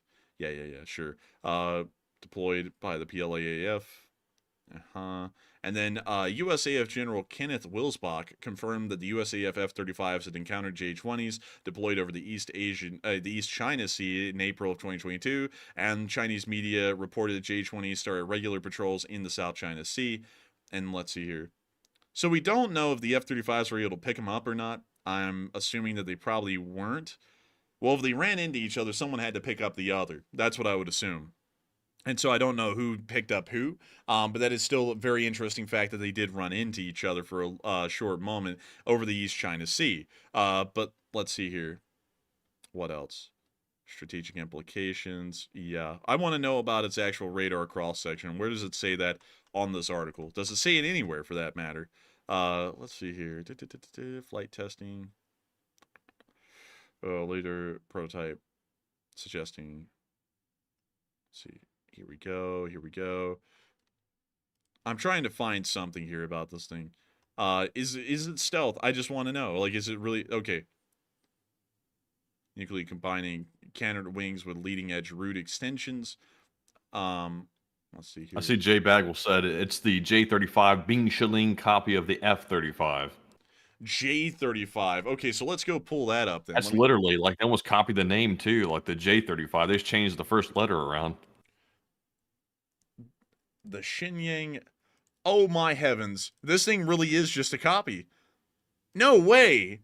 Oh, that's ugly. Look at that thing. Ew. Like, ew. Oh, man. Why is the picture so, like, grainy? It's like those pictures of UFOs and stuff. Yeah, dude. That's like a sighting of Bigfoot. Oh, my goodness. Well, there's another picture of it. That's literally a copy, man. Like, it has the same shape and everything. Oh my goodness. Dude, that really is just a copy. But what's interesting, though, is that it's using 2 engines instead of just one, like a real F-35 would. So it's maybe showing that the Chinese don't have the industrial abilities to produce high-powered, high-thrust single jet engines, so they have to use 2 of them, possibly. But let's see here. Do they say anything on Wikipedia about this thing at all? Pretty much just being a copy. Let's see here. So some are saying that it's an L-15 trainer aircraft or something like that. Let's see, pictures, airfield, F-60, J-31, low-end latest generation warplane. So this is interesting. From what I can tell, this thing really does look like it is just a copy. Like, let's see what its armament abilities are. Hardpoints, 6 external and an internal bay with a capacity of up to 8,000 kilograms or 18,000 pounds, including 4,400 pounds internally. Let's go look at the F-35 and see if those stats compare. So let's go here. Let's go here. Oh, where is the F-35's Wikipedia? There we go. Because we want Wikipedia because it's going to kind of be our standard. So let's scroll down. Okay. Weapons payload. You got to be kidding me. Like, it's like the same thing. Yeah, it's 18,000 pounds, and the F-35 is 18,000 pounds on the C and A variant. So this thing is literally just a literal direct copy of the F-35 and its abilities and everything. So what's its max? Scroll up a little bit. Like, let's see here. No, back down. Like, not that much. Just a little bit. I was trying to see the stats. Let's see here. So the power plant is 12,000 pounds of thrust each. And so what's the other one? What's the F-35 got on it? Let's see here. It doesn't say. They don't have a thrust figure? Let's see. They should have like a little similar stats section. Here we go. Let's see. Oh, this thing's like, okay, what did the other one have? This one has 28,000 pounds of thrust. Let's see. This Okay, one... we got a huge difference in like the thrust is creating. But with 2 of these engines, the total is like close to 26,000, something around there. This one has 28. So even with a single engine, it's way outdoing the performance of the J-35 engine-wise, engine to engine. But still, it's largely comparable. Like, the Chinese tried to make a direct copy of the F-35. It has the same payload abilities. It has almost the same thrust. It's short by a little, but almost the same. The actual shape of the aircraft is very similar. Like, look at that. And then look at this. Like, the cockpit even opens the same way. Let me see if I can show you all that if they have a picture of that here. They should, hopefully. I think the only similarities here are going to be probably just the shape of the airframe, because it looks like the engines are definitely underpowered compared to the one Pratt & Whitney on the F-35, and pretty much everything else is probably subpar as well. Like, maybe it is that trainer plane, like underneath the skin. Maybe. But it looks like they tried to copy it almost one-to-one externally. That has happened before. That actually happens a lot. The United States, back in the day, we actually built this thing called the F-111 Aardvark. Let me go find it for y'all. This thing here. And the Russians went, "Oh, bled, that looks so good. We have to have our own, bled." And so then they went to the Paris Air Show, and we had this thing on display.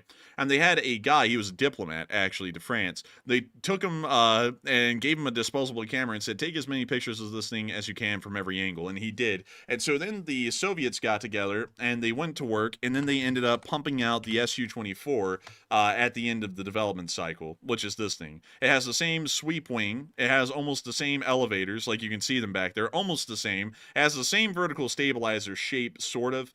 And it also has literally, like, look at that cockpit, Matthew, a 1-to-1 replica nearly of the F-111's cockpit. Almost the same shape and everything. They were completely different internally, but externally, they're very similar.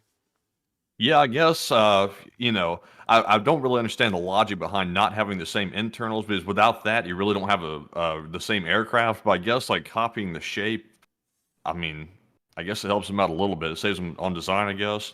Yeah, kind of a little bit. And I forgot what else they blended this thing with, because it's not like a full-on F-111 ripoff. I think they also ripped off a French aircraft as well. It's like a Mirage of a sort. Let me go look at the Mirage bombers, because I might be able to find the one for y'all. Mirage bombers. It's not the Mirage 4. No, it's not that one. Let me see here. Assault Mirage 4. That's not it. I need to find the one. And it was some sort of a Dassault Mirage something.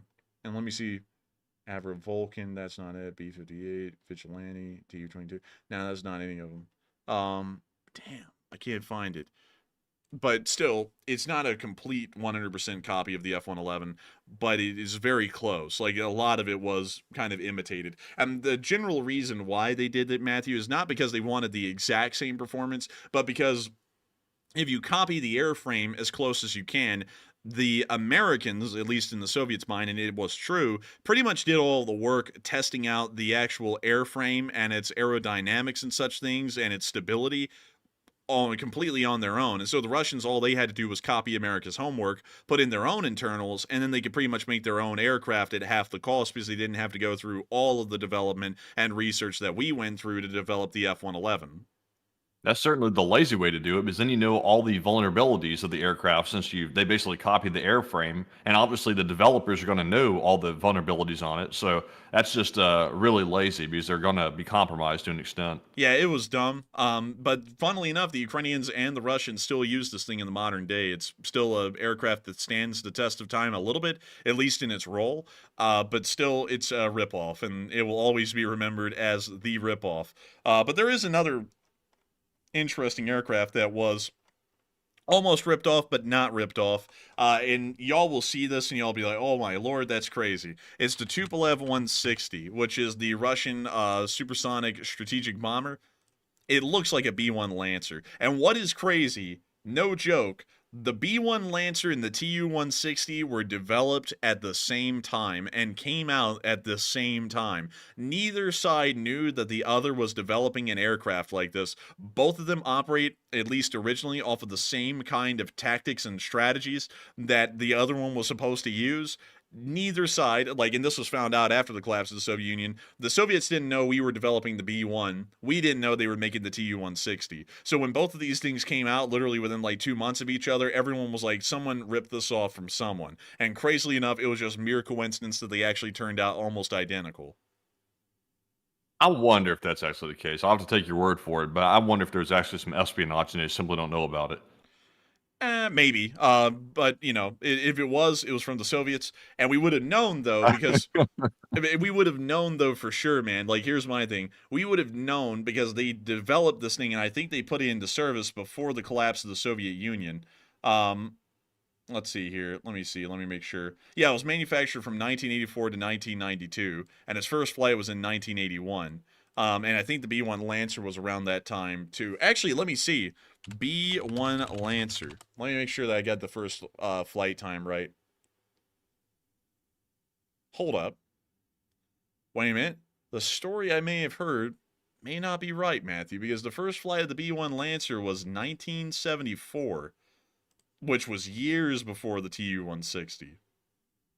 I would have a very hard time believing that the Russians did not copy this from us, because what are the odds they come out at the same time or something like that? I wouldn't buy that. Let's see. The Soviet Union launched a new multi-mission bomber competition to create a new supersonic variable geometry heavy bomber with a maximum speed of Mach 2.3 in response to the Air Force B-1 bomber project with a blended, let's see.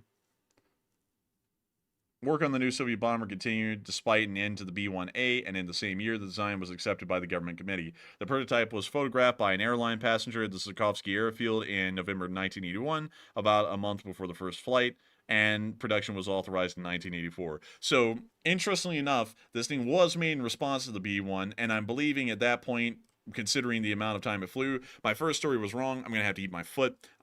This thing actually was... Would you like some salt and pepper? Yes, please. but it's a complete copy of the B-1. Once again, the Soviets just seethed because they cannot match American brilliance in weapon design. But with that, I hope that does address that fairly well, and I thank you all so much once again for enjoying that long story for us to get to that point. But nevertheless, thank you so much once again for enjoying this channel and supporting it, Strong River Flats, because I think that was the last super chat we were on right there. And with that, we are on to the next one. All right, and our next super chat is going to go to Hoagie Redneck once again. And Hoagie put in a $50 donation. Huge shout to you, Hoagie, once again for supporting the channel Big League the last couple of days, and we appreciate it very much. He said, was it the tornado that you were thinking of? No, it was not, sadly. Tornado is a beautiful plane, though. I think it's a great-looking one. It used to be in service a lot with the British, and then was completely replaced by the Eurofighter Typhoon. But this is not the one. It would be cool if it was, but I know that it wasn't. It was some sort of a French aircraft, and while the Tornado was joint developed by the Germans and the British, I don't think that this thing was the one, from what I remember. Good guess, though, Hokie Redneck, but from what I recall from the documentary I was watching on that, it was a French aircraft. I just forgot the name of it, though, and I don't think it ever made it out of the prototyping phase either, and that's why it's hard to find it. But still, thank you so much once again for support, Hokie Redneck. I hope that does address that incredibly well. And with that, we are on to the next one. All right, and our next one here is going to go to none other than Duncan VR, who puts in a $20 donation. And thank you very much, Duncan, for the support once again. And also, he threw in the trademark animal noises. He said, Bamuba, Baba, Inshallah, Mickey, Inshallah, Mickey. Said Mumu, Inshallah, watch out for the SU-69. Meow, Inshallah. It's made with Lego and has hot dog sidewinders. Inshallah. It can handle 69 Gs. Bamu would quack. Humble.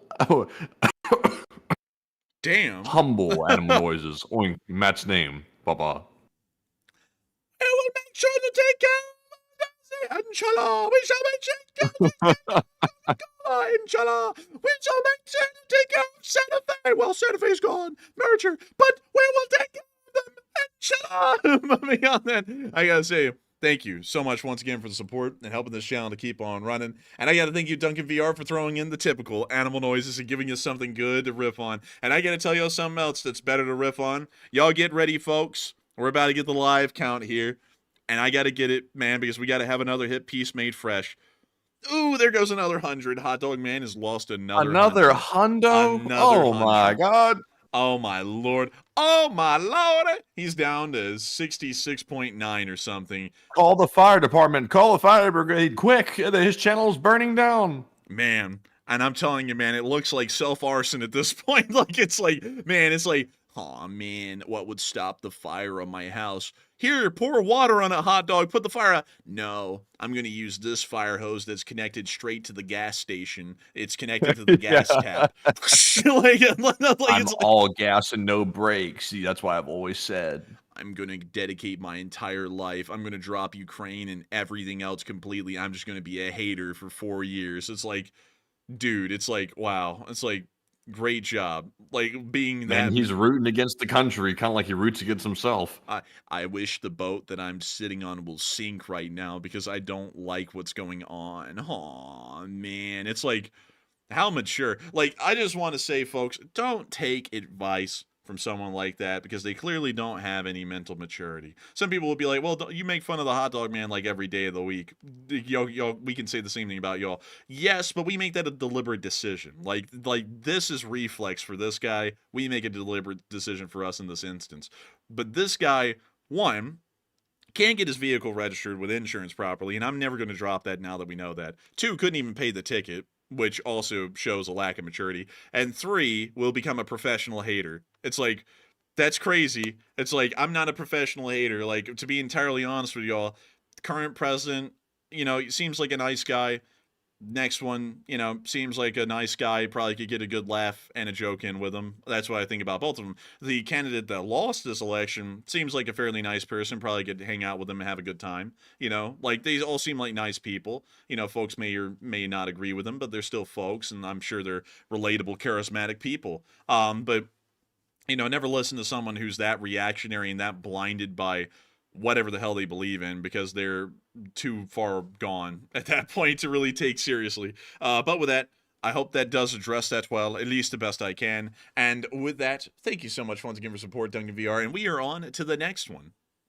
And the next one, excuse me, is going to go to Hokie Redneck once again, who puts in a 20 this time. And thank you very much, Hokie, for the second support of the night. He said, did you read up on the pre- and post-nuke steel today?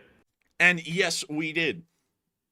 I did read up And we actually read up a little bit on this last night, but we actually did read up on it a little bit more today. And apparently, it's all radioactive. That's the same conclusion that we came to last night, but I read through it again today, and I was like, oh, it's just all post-nuclear steel has trace radiation in it. So apparently it's all used for calibration and also used in a couple of other smaller things, but it does make pre-nuclear steel pretty valuable, and a lot of people spend a load of extra money to be able to get it because the scrap value on it is insane because it doesn't have trace amounts of radiation in it. So that is incredibly interesting. It's also getting less and less these days. There's not as much of it going around, but it is absolutely insane to think that there's an entire industry for pre-nuclear steel. I never even knew that until yesterday, and then I read up on it then and a little bit more on it today. And that is just wild to know. Like legitimately insane when you think about it. Like, it's like one of those things that you hear like in a fantasy world, like Warhammer 40K, and you're like, what do you mean they lost the technology? It's like one of those things. It's like, what do you mean no modern steel can be used to calibrate anything, or for that matter, be used in other certain kinds of industrial things? And it's like, because all of it's got trace radiation in it, it's like, that is legitimately insane. It's kind of like how people are going to look back in time and be like, wait a minute, what? Like, everyone in this time in history had microplastics inside of them, which will probably be a thing for the rest of all time. But it's like, yeah, it's like, that's crazy. Like, people just didn't have microplastics in them and stuff like that before, but now we do. Does that really have an effect on people? Probably. Is it going to be as bad as like eating lead paint chips? Like, maybe. I don't know. But there's always something out there that's going to kill people. Like, you know, like people are like, oh my God, there's microplastics in the body. It's like, okay, the people who sometimes say that though, it's like y'all ate lead paint chips and also lived in buildings that were filled with asbestos. So it's like, you know, there was always something around that was going to kill you. Like in nowadays, it's just something new. That's the way I look at it. But still, that is absolutely crazy. And I want to find some pre-nuclear steel now just to say that I have some. Also, another thing, one more thing before we move on from that, is that I do want to get, I just want to show y'all this. Hang on, y'all. I gotta go show y'all this. I gotta get this for y'all. I must show it. Hang on. Hang on, folks. For some reason, it's not pulling up as easy as I was wanting it to be. Okay. All right. I found it. Matthew, you know what I found? What'd you find? Man, I found an entire steam locomotive for sale. Right here. Wow. Price reduced. They must be having a hard time selling it. I wonder why. Look at that, though. It is literally a 1913 Pacific, a 4.6, I think 2. Crazy stuff. Like, I didn't even think people sold stuff like this. But what's even crazier, dude, is that you can actually get diesel locomotives as well. Like, let me see if I can, like, get the list. I don't know why the website has, like, this finicky scrolling feature. But look at this, man. EMD GP7s. E8s. Like, a freaking E8. Like, that thing's a monster. Another E8. Like, they got loads of these things. Like, I was like, I didn't even know people sold this stuff. Like, I just found that out, like, I think, like, 3 days ago. And I was like, this is wild. Like, look at this. Look at this. Let me click read more. That is crazy. This thing might actually run, too. Like, if it did, that would be even cooler. But I was like, no way. Absolutely insane. And let's see here. The shipping minimum is 10 grand. So we will not be getting that anytime soon. But it is cool to know that they have these things. Just for that reason. But anyways, with that, I hope that does address that fairly well, at least the best I can, with the knowledge I have at hand. But that is something that I guess in some instances, like that 1913 steam locomotive, would be made out of pre-nuclear steel, which is a pretty cool thing in its own right. And so with that, thank you so much once again for the support. I hope that does address that fairly well. And thank you once again for helping this channel to keep on running Hokey Redneck, because if it wasn't for folks like you, we wouldn't be able to talk about pre-nuclear steel. And with that, we are on to the next one. And the next one goes to Randy Moss, who puts in a $20 donation. And thank you, Randy, as well for the support. And he said, great job as usual, guys. Hey, and thank you so much for the support, Randy Moss, and thank you for saying that it's a great job as usual. I'm glad to know that folks do enjoy the work we do, because we're always happy to try our best, even if it's not the most success. And still, thank you greatly for the support and the kind words and helping this channel to keep on running. And so with that, we are on to the next one. Also, a lot of people are into the idea of a train, Matthew. Do you see that in the chat? Everyone's like, if you buy it, I'll restore it. And some people are like, bringing the track will kill your wallet. Oh, yeah. That's why you would have to, like, build a whole heritage railway with it, or just buy old, dilapidated track and then, like, restore it, because that would be the cheapest thing to do. But wouldn't that be cool, y'all, if, like, there was an LSA heritage railway? Like, that's not anything we're going to be doing, because we've got, you know, other things that we're trying to do, like, you know, working towards, but still, that would be pretty neat. But still, I hope that addresses that, and we're on to the next one. And the next one goes to Mr. Mostly Harmless. He puts in a 14. And thank you very much for the support as well, good sir. He said, hoping for a new LSA t-shirt design someday, and I love mine. Stay strong. And Slava, Ukraine, Israel, United States, and Canada. And we will have a new LSA t-shirt design someday. And also, I'm very glad to hear that you're happy with your MRSA, Make Russia Small Again shirt, because I've been seeing glowing reviews about those shirts. I'm currently wearing mine as well, and I love the shirt because it looks really cool. And I will say this, I'm not sure what the next t-shirt design is going to be. In fact, I'm not even sure if the next merch drop is going to actually be a t-shirt. It might end up being the LSA flags. And don't get too excited, because that's just a suggestion right now. I might or might not be able to bring those back right this instant, but I am looking into it. So it's possible we might have a second run of flags within the next month or so. It's a possibility, but I can't guarantee it. But thank you once again for that support. And Enforcer, what say you? And I also have to thank you for the support. I'm glad to hear that you are enjoying the shirts as well. And also, we will be trying to get more LSA shirts out. Like I said, we're going to be trying to start a series of shirts that are in the LSA's kind of interests or wheelhouse, and hopefully we'll be able to make a load of them and get them out to y'all, so that way all of y'all can have the wide variety of shirts that we'll be coming out with. But we probably will be making the LSA flag a re-release here soon. Or if we are not able to do it before the end of this year, we're probably going to push that back to LSA Day, which is going to be in the earlier part of the next year, sometime around March. I have to make sure to be able to get my records out and find when LSA Day is, because it's a pretty big channel event. It's an entire week, actually. And then we'll probably re-release the flags then and have a whole other batch go out to a whole other group of hundreds of people, and I probably will be hand signing all of them again. Maybe. If I do that, like if I hand sign them all, like here's the two options that we have, and let us know what y'all think. If I hand sign them, the price will go up, because I have to try and keep my wrist, like, alive. Like, I can't get carpal tunnel syndrome this early in my life. I have a life to live, and I'm so young, and I'm using my left hand, which, like, I use for everything, like texting on the phone, driving, all that stuff. Like, I drive one-handed sometimes. Like, all of that is with my dominant hand, which is my left hand. I cannot get carpal tunnel syndrome right now. So we would have to raise the price to limit the amount of people who are getting them, or we could sell the flags at a base price and then add additional cost to it if y'all choose to have an autograph on it. We could do it either way. Like, the latter allows for more people to get it, although they won't have all autographed versions of the flag, and then the former is allowing everyone to have an autographed version of the flag, but we sell less of them. So I hope that we are able to see what y'all want the most, because we'll really kind of like gear it around what y'all find to be the best. But with that, we are on to the next one. Oh, hello? Hello? Hello there. We are Man, on. the lag's kicking in here at the last second. Oh, wait, whoa, the lag, hold on. But anyways, moving on here to our next one. We have one from Man, you Uncovered weren't Cube, lagging, and man. I also heard some Purple door Gerbil. out there. Huh? Man, you weren't lagging. I heard some door out there. I said we're on to the next one. I heard bang, and then I heard you go. And you were still lagging. Oh, man, you just kidding me. Yeah, you're kidding. But anyways, we're on to the next one. And our next one here goes to Uncovered Cube, who puts in a $10 donation. And also, huge shout out to you, Uncovered Cube, for that support. And also, huge shout out to Purple Gerbil as well for the $10 also. And they said LSA. And once again, long live the LSA to both of you. And thank you very much. And Enforcer, what say you? And thank you so much for the support to all three of y'all. Y'all are helping this channel to keep on running and making this thing possible. And of course, long live the LSA, and the LSA will never die. And so with that, thank you so much once again. I hope that does address that incredibly well. And with that, we are on to the next one. And the next one goes to Dumper Bob, who puts in a 10 and says, using tariffs is popular, and they would far more effective if a price control was added to ensure any consumer price increase resulted in an instant tariff and increase of price fixing. And what do you think? I don't know if I can get into that one. That sounds like it might be a little political because someone is bringing up tariffs at the moment.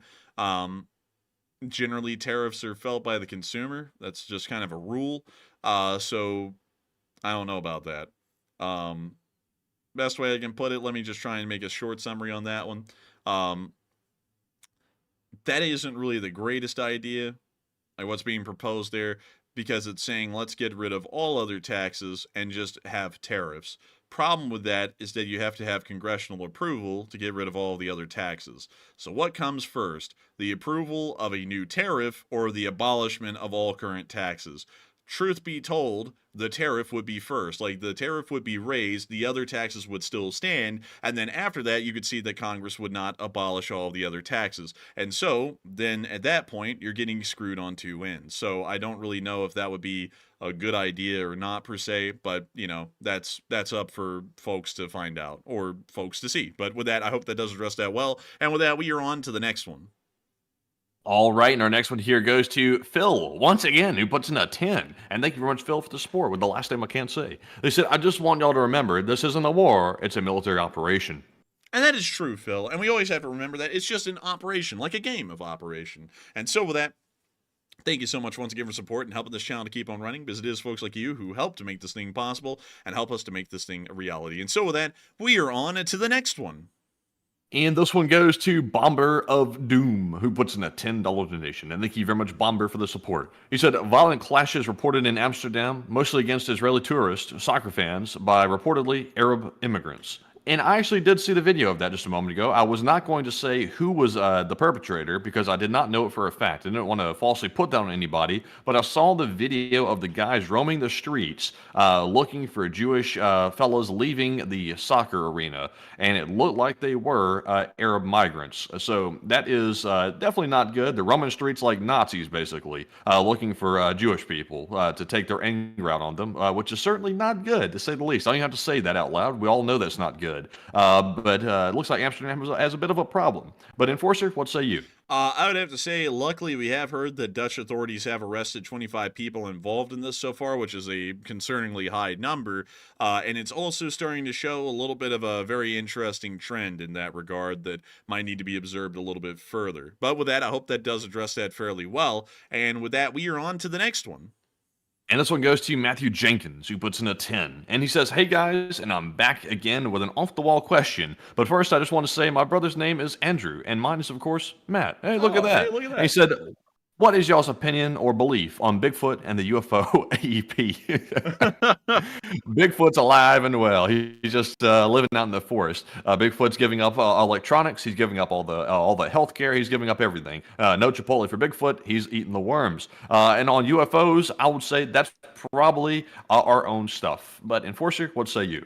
Bigfoot doesn't matter if he's real or not. He's just chilling. Leave him alone. What, you gotta know where he's living? What you want to know? You want to bother him? What, you want some privacy? I mean, you're protected under the 14th and 4th Amendment, privacy-wise. Why in the world is Bigfoot not? Why do you want to know? I'm just kidding with you. I don't know if Bigfoot's real or not. I'm assuming he isn't, because with how much people wander around in the Appalachian Mountains, which I think is where he's from, or in the Pacific Northwest, which I also think is another place they say he's from, someone would find him. Like, someone would have, like, legitimate proof of the thing. I think that's something along the lines of Mothman, or something like that. You know, or the Wendigo. It's mythical stories of neat animals. Not to say that, you know, like, just because they're fake, they're not cool. Like, I think they're pretty cool, but, you know, at the same time, I don't really think they're real, because I've never seen Mothman, I've never seen a Wendigo, and I've never seen Sasquatch either. And as far as UFOs go, that probably is our stuff. If it isn't, and it doesn't really bother me that much, they're not really doing anything, rather than flying around. So, you know, that's generally my take on it. It's probably our military technology, like Matthew was saying. I'd agree with that. Or if it is real, I'm not really going to be obsessed with them, because they're not really bothering me that much. They're not really bothering anyone, for that matter, that much. So no point in really putting a lot of time and effort and panicking into it. But with that, I hope that. Oh, yeah. Also, by the way, folks, I saw a Huey like almost land on a building roof today. I just wanted to mention that real quick. I almost saw a Huey. It was like hovering above a building today. Speaking of planes and stuff like that, and it threw a rope down to the building and picked a guy up, and it pulled him into the helicopter, and then it took off above my car as I was driving somewhere. I was like, what the hell is happening or going on here? I have no idea what's going on, but it's pretty cool. But I still don't know what was happening even to this moment. Like, it was just a random Huey pulled up right next to a building I was sitting at a red light. And they got somebody off the roof with their rope, and then they took off. I was like, okay, that's interesting, fascinating. You feel like an NPC, but that's pretty cool. And it is pretty cool. But with that, I hope that does address that well. And with that, we are on to the next one. And this one goes to John Ramondi, who puts in a 10. And thank you very much, John, for the support as well. He said, do you think the war machine is dead by January 20th? No. Nah, I don't think it is at all. It will keep going probably just fine. That's what we've been saying for a year now, and I'll just keep going on with that until we're proven wrong. And if I'm wrong, like y'all know, like a lot of people were saying that just a minute ago when I got a story wrong, I was like, no, I'm wrong. I'll say I'm wrong, but I don't think I'm going to be wrong. So we'll see, but I don't think it's going to come to a grinding halt and a stop, and everyone's babies are going to be eaten, and there's going to be some sort of like a dictatorial regime put in place or anything like that. I don't think none of that's going to happen. It's just going to be another 4 years of another presidency, and then we'll elect another at the end of 4 years. That's just how it'll be, like, at least in my opinion. And so with that, I hope that does address that fairly well. And with that, we are on to the next one. And this one goes to Dustin Mayo, who puts in a 10 once again. He said, with the new administration, do you think Russia would invade Alaska? Nah, hell no. They wouldn't do that. That's a violation of national sovereignty. We would have to respond. Like, I don't know what kind of question. I don't really know what that's supposed to be asking, because that's like saying, because we have a new president. I'll be honest here. Let me just be honest. I'm going to remain non-political, but I'm going to bring up the names of the parties to make this a little bit more clear with what I'm saying. Not bashing them, not praising them, just saying how it is with rhetoric. I remember back in the day, about 4 years ago when the election happened then, that the Democrats won, and they won handedly. And everyone was saying they stole the election and the Democrats are going to bring about this dictatorial regime where the Republicans will never win, and they're going to start oppressing the Republicans and putting them in camps, and it's going to be the end of society. It's going to be the end of America. And 4 years went by. Nothing happened. No one was put in camps. And then a new guy's gotten elected from the Republican Party, and it's the same thing over again. But on the other side now, and they're saying, oh my God, they're going to, turn it into a dictatorial regime. The Democrats will never be in office again. They're going to put us all in camps. They're going to, do horrendous things to us. And another 4 years will pass. None of that will happen, and we'll elect another president. It's just the way rhetoric is going at this point. And I think it's a very dangerous kind of a rhetoric, because it's making people feel like the nation ends every single time someone's elected from the opposite party. Like, half of the country goes into a state of pandemonium. It's a very misfounded pandemonium to me. Like, things will continue on really as they have been through the next 4 years, to be entirely honest, in my opinion. There's no reason to think it would be any different than that, because that's just generally what we've seen. I mean, people just freak out about it a lot. I don't think Alaska would be in jeopardy or anything like that.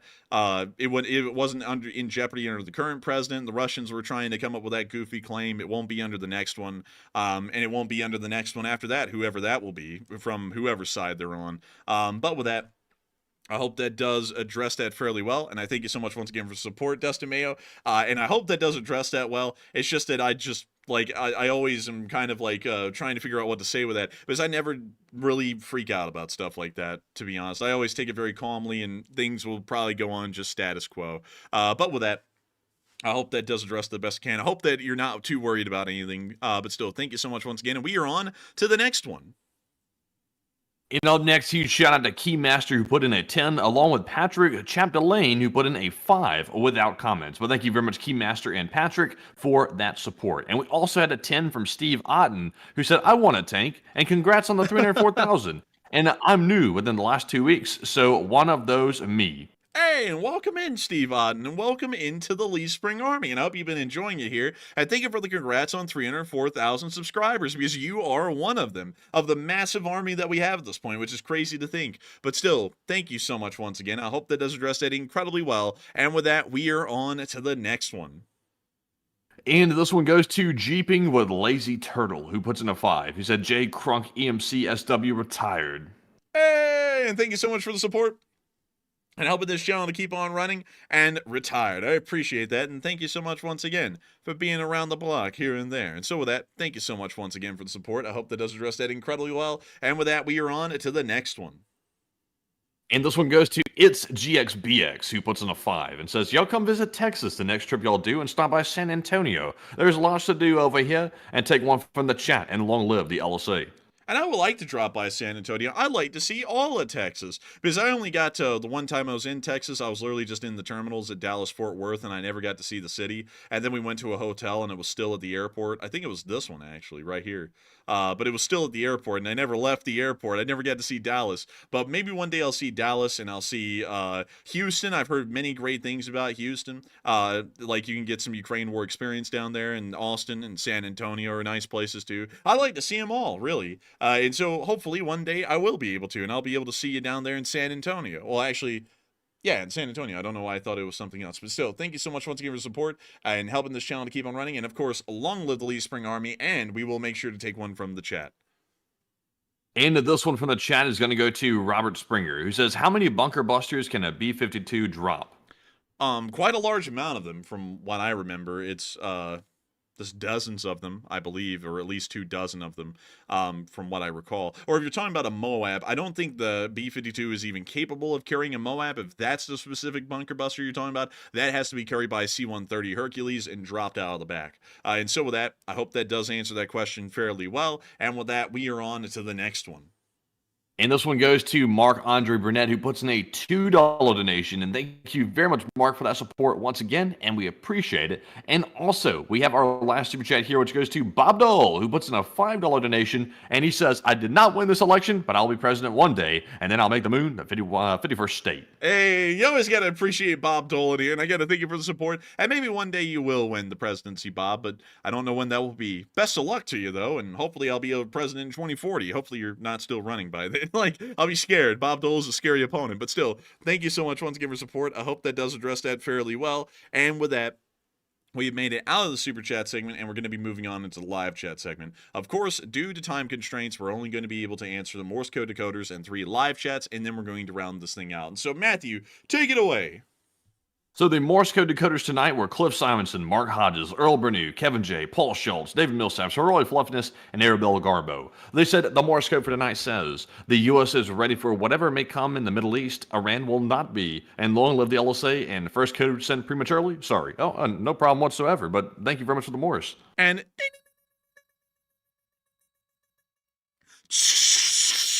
that's the sound of money, and y'all got that dead on the nail. That was the jackpot. And I got to congratulate y'all for getting that correct on the 988th day of war, because y'all continuously get that thing right time and time again as we count down the days to day 1000. And so with that, we are on to the third to last question of the night.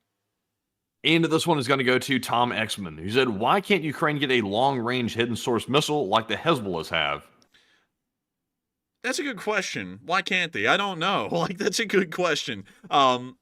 Maybe because our weapons are not jankily made like the Iranians. Maybe that would be a good answer. Because I would be honest with you, I wouldn't know why. Because the Iranians can do it, and they're far poorer than anyone else in the West. Why can't we? And so that is a good question that I sadly do not have an answer to, and I'd have to declare ignorance on for the point at this point. But with that, I hope that does address that somewhat well. And with that, we are on to the second to last question of the night. And this one goes to Positively DJ, who says, thoughts on if the additional offensive support as well as the THAAD systems were part of the deal for Israel to not strike the nuclear facilities in the last strike. It may have been, or it may have just been us preparing defenses to make sure that Israel wouldn't get stomped regardless of what they did. But I actually think it may have been a part of some sort of an arrangement or a deal that we would provide them defensive support if they relegated their attack to be smaller and less broad in scope than the one they were originally intending. So with that, I hope that does address that the best I can. And with that, we are on to the final question of the night. And so, who was the lucky last person to throw in the lucky last question of the night? And this one goes to Eric Horner, who says, since Israel is not a part of NATO, is there any other countries that will step up other than the United States?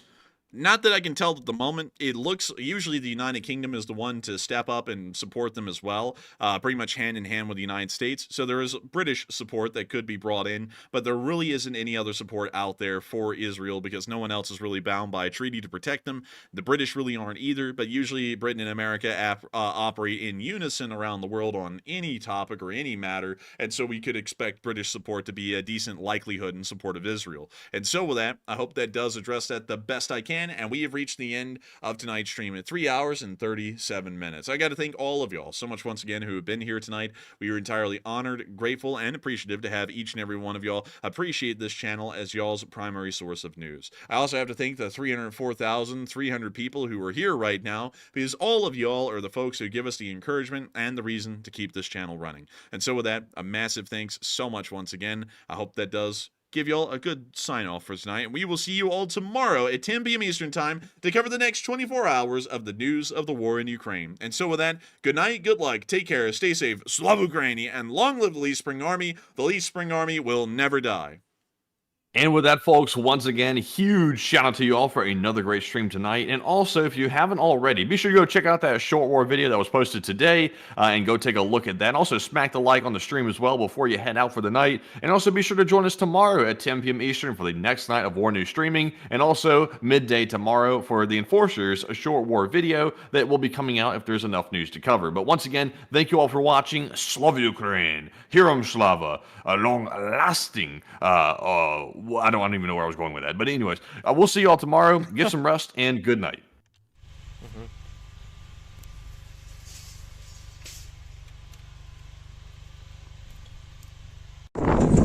Yes. The Lee Spring Army sends its regards.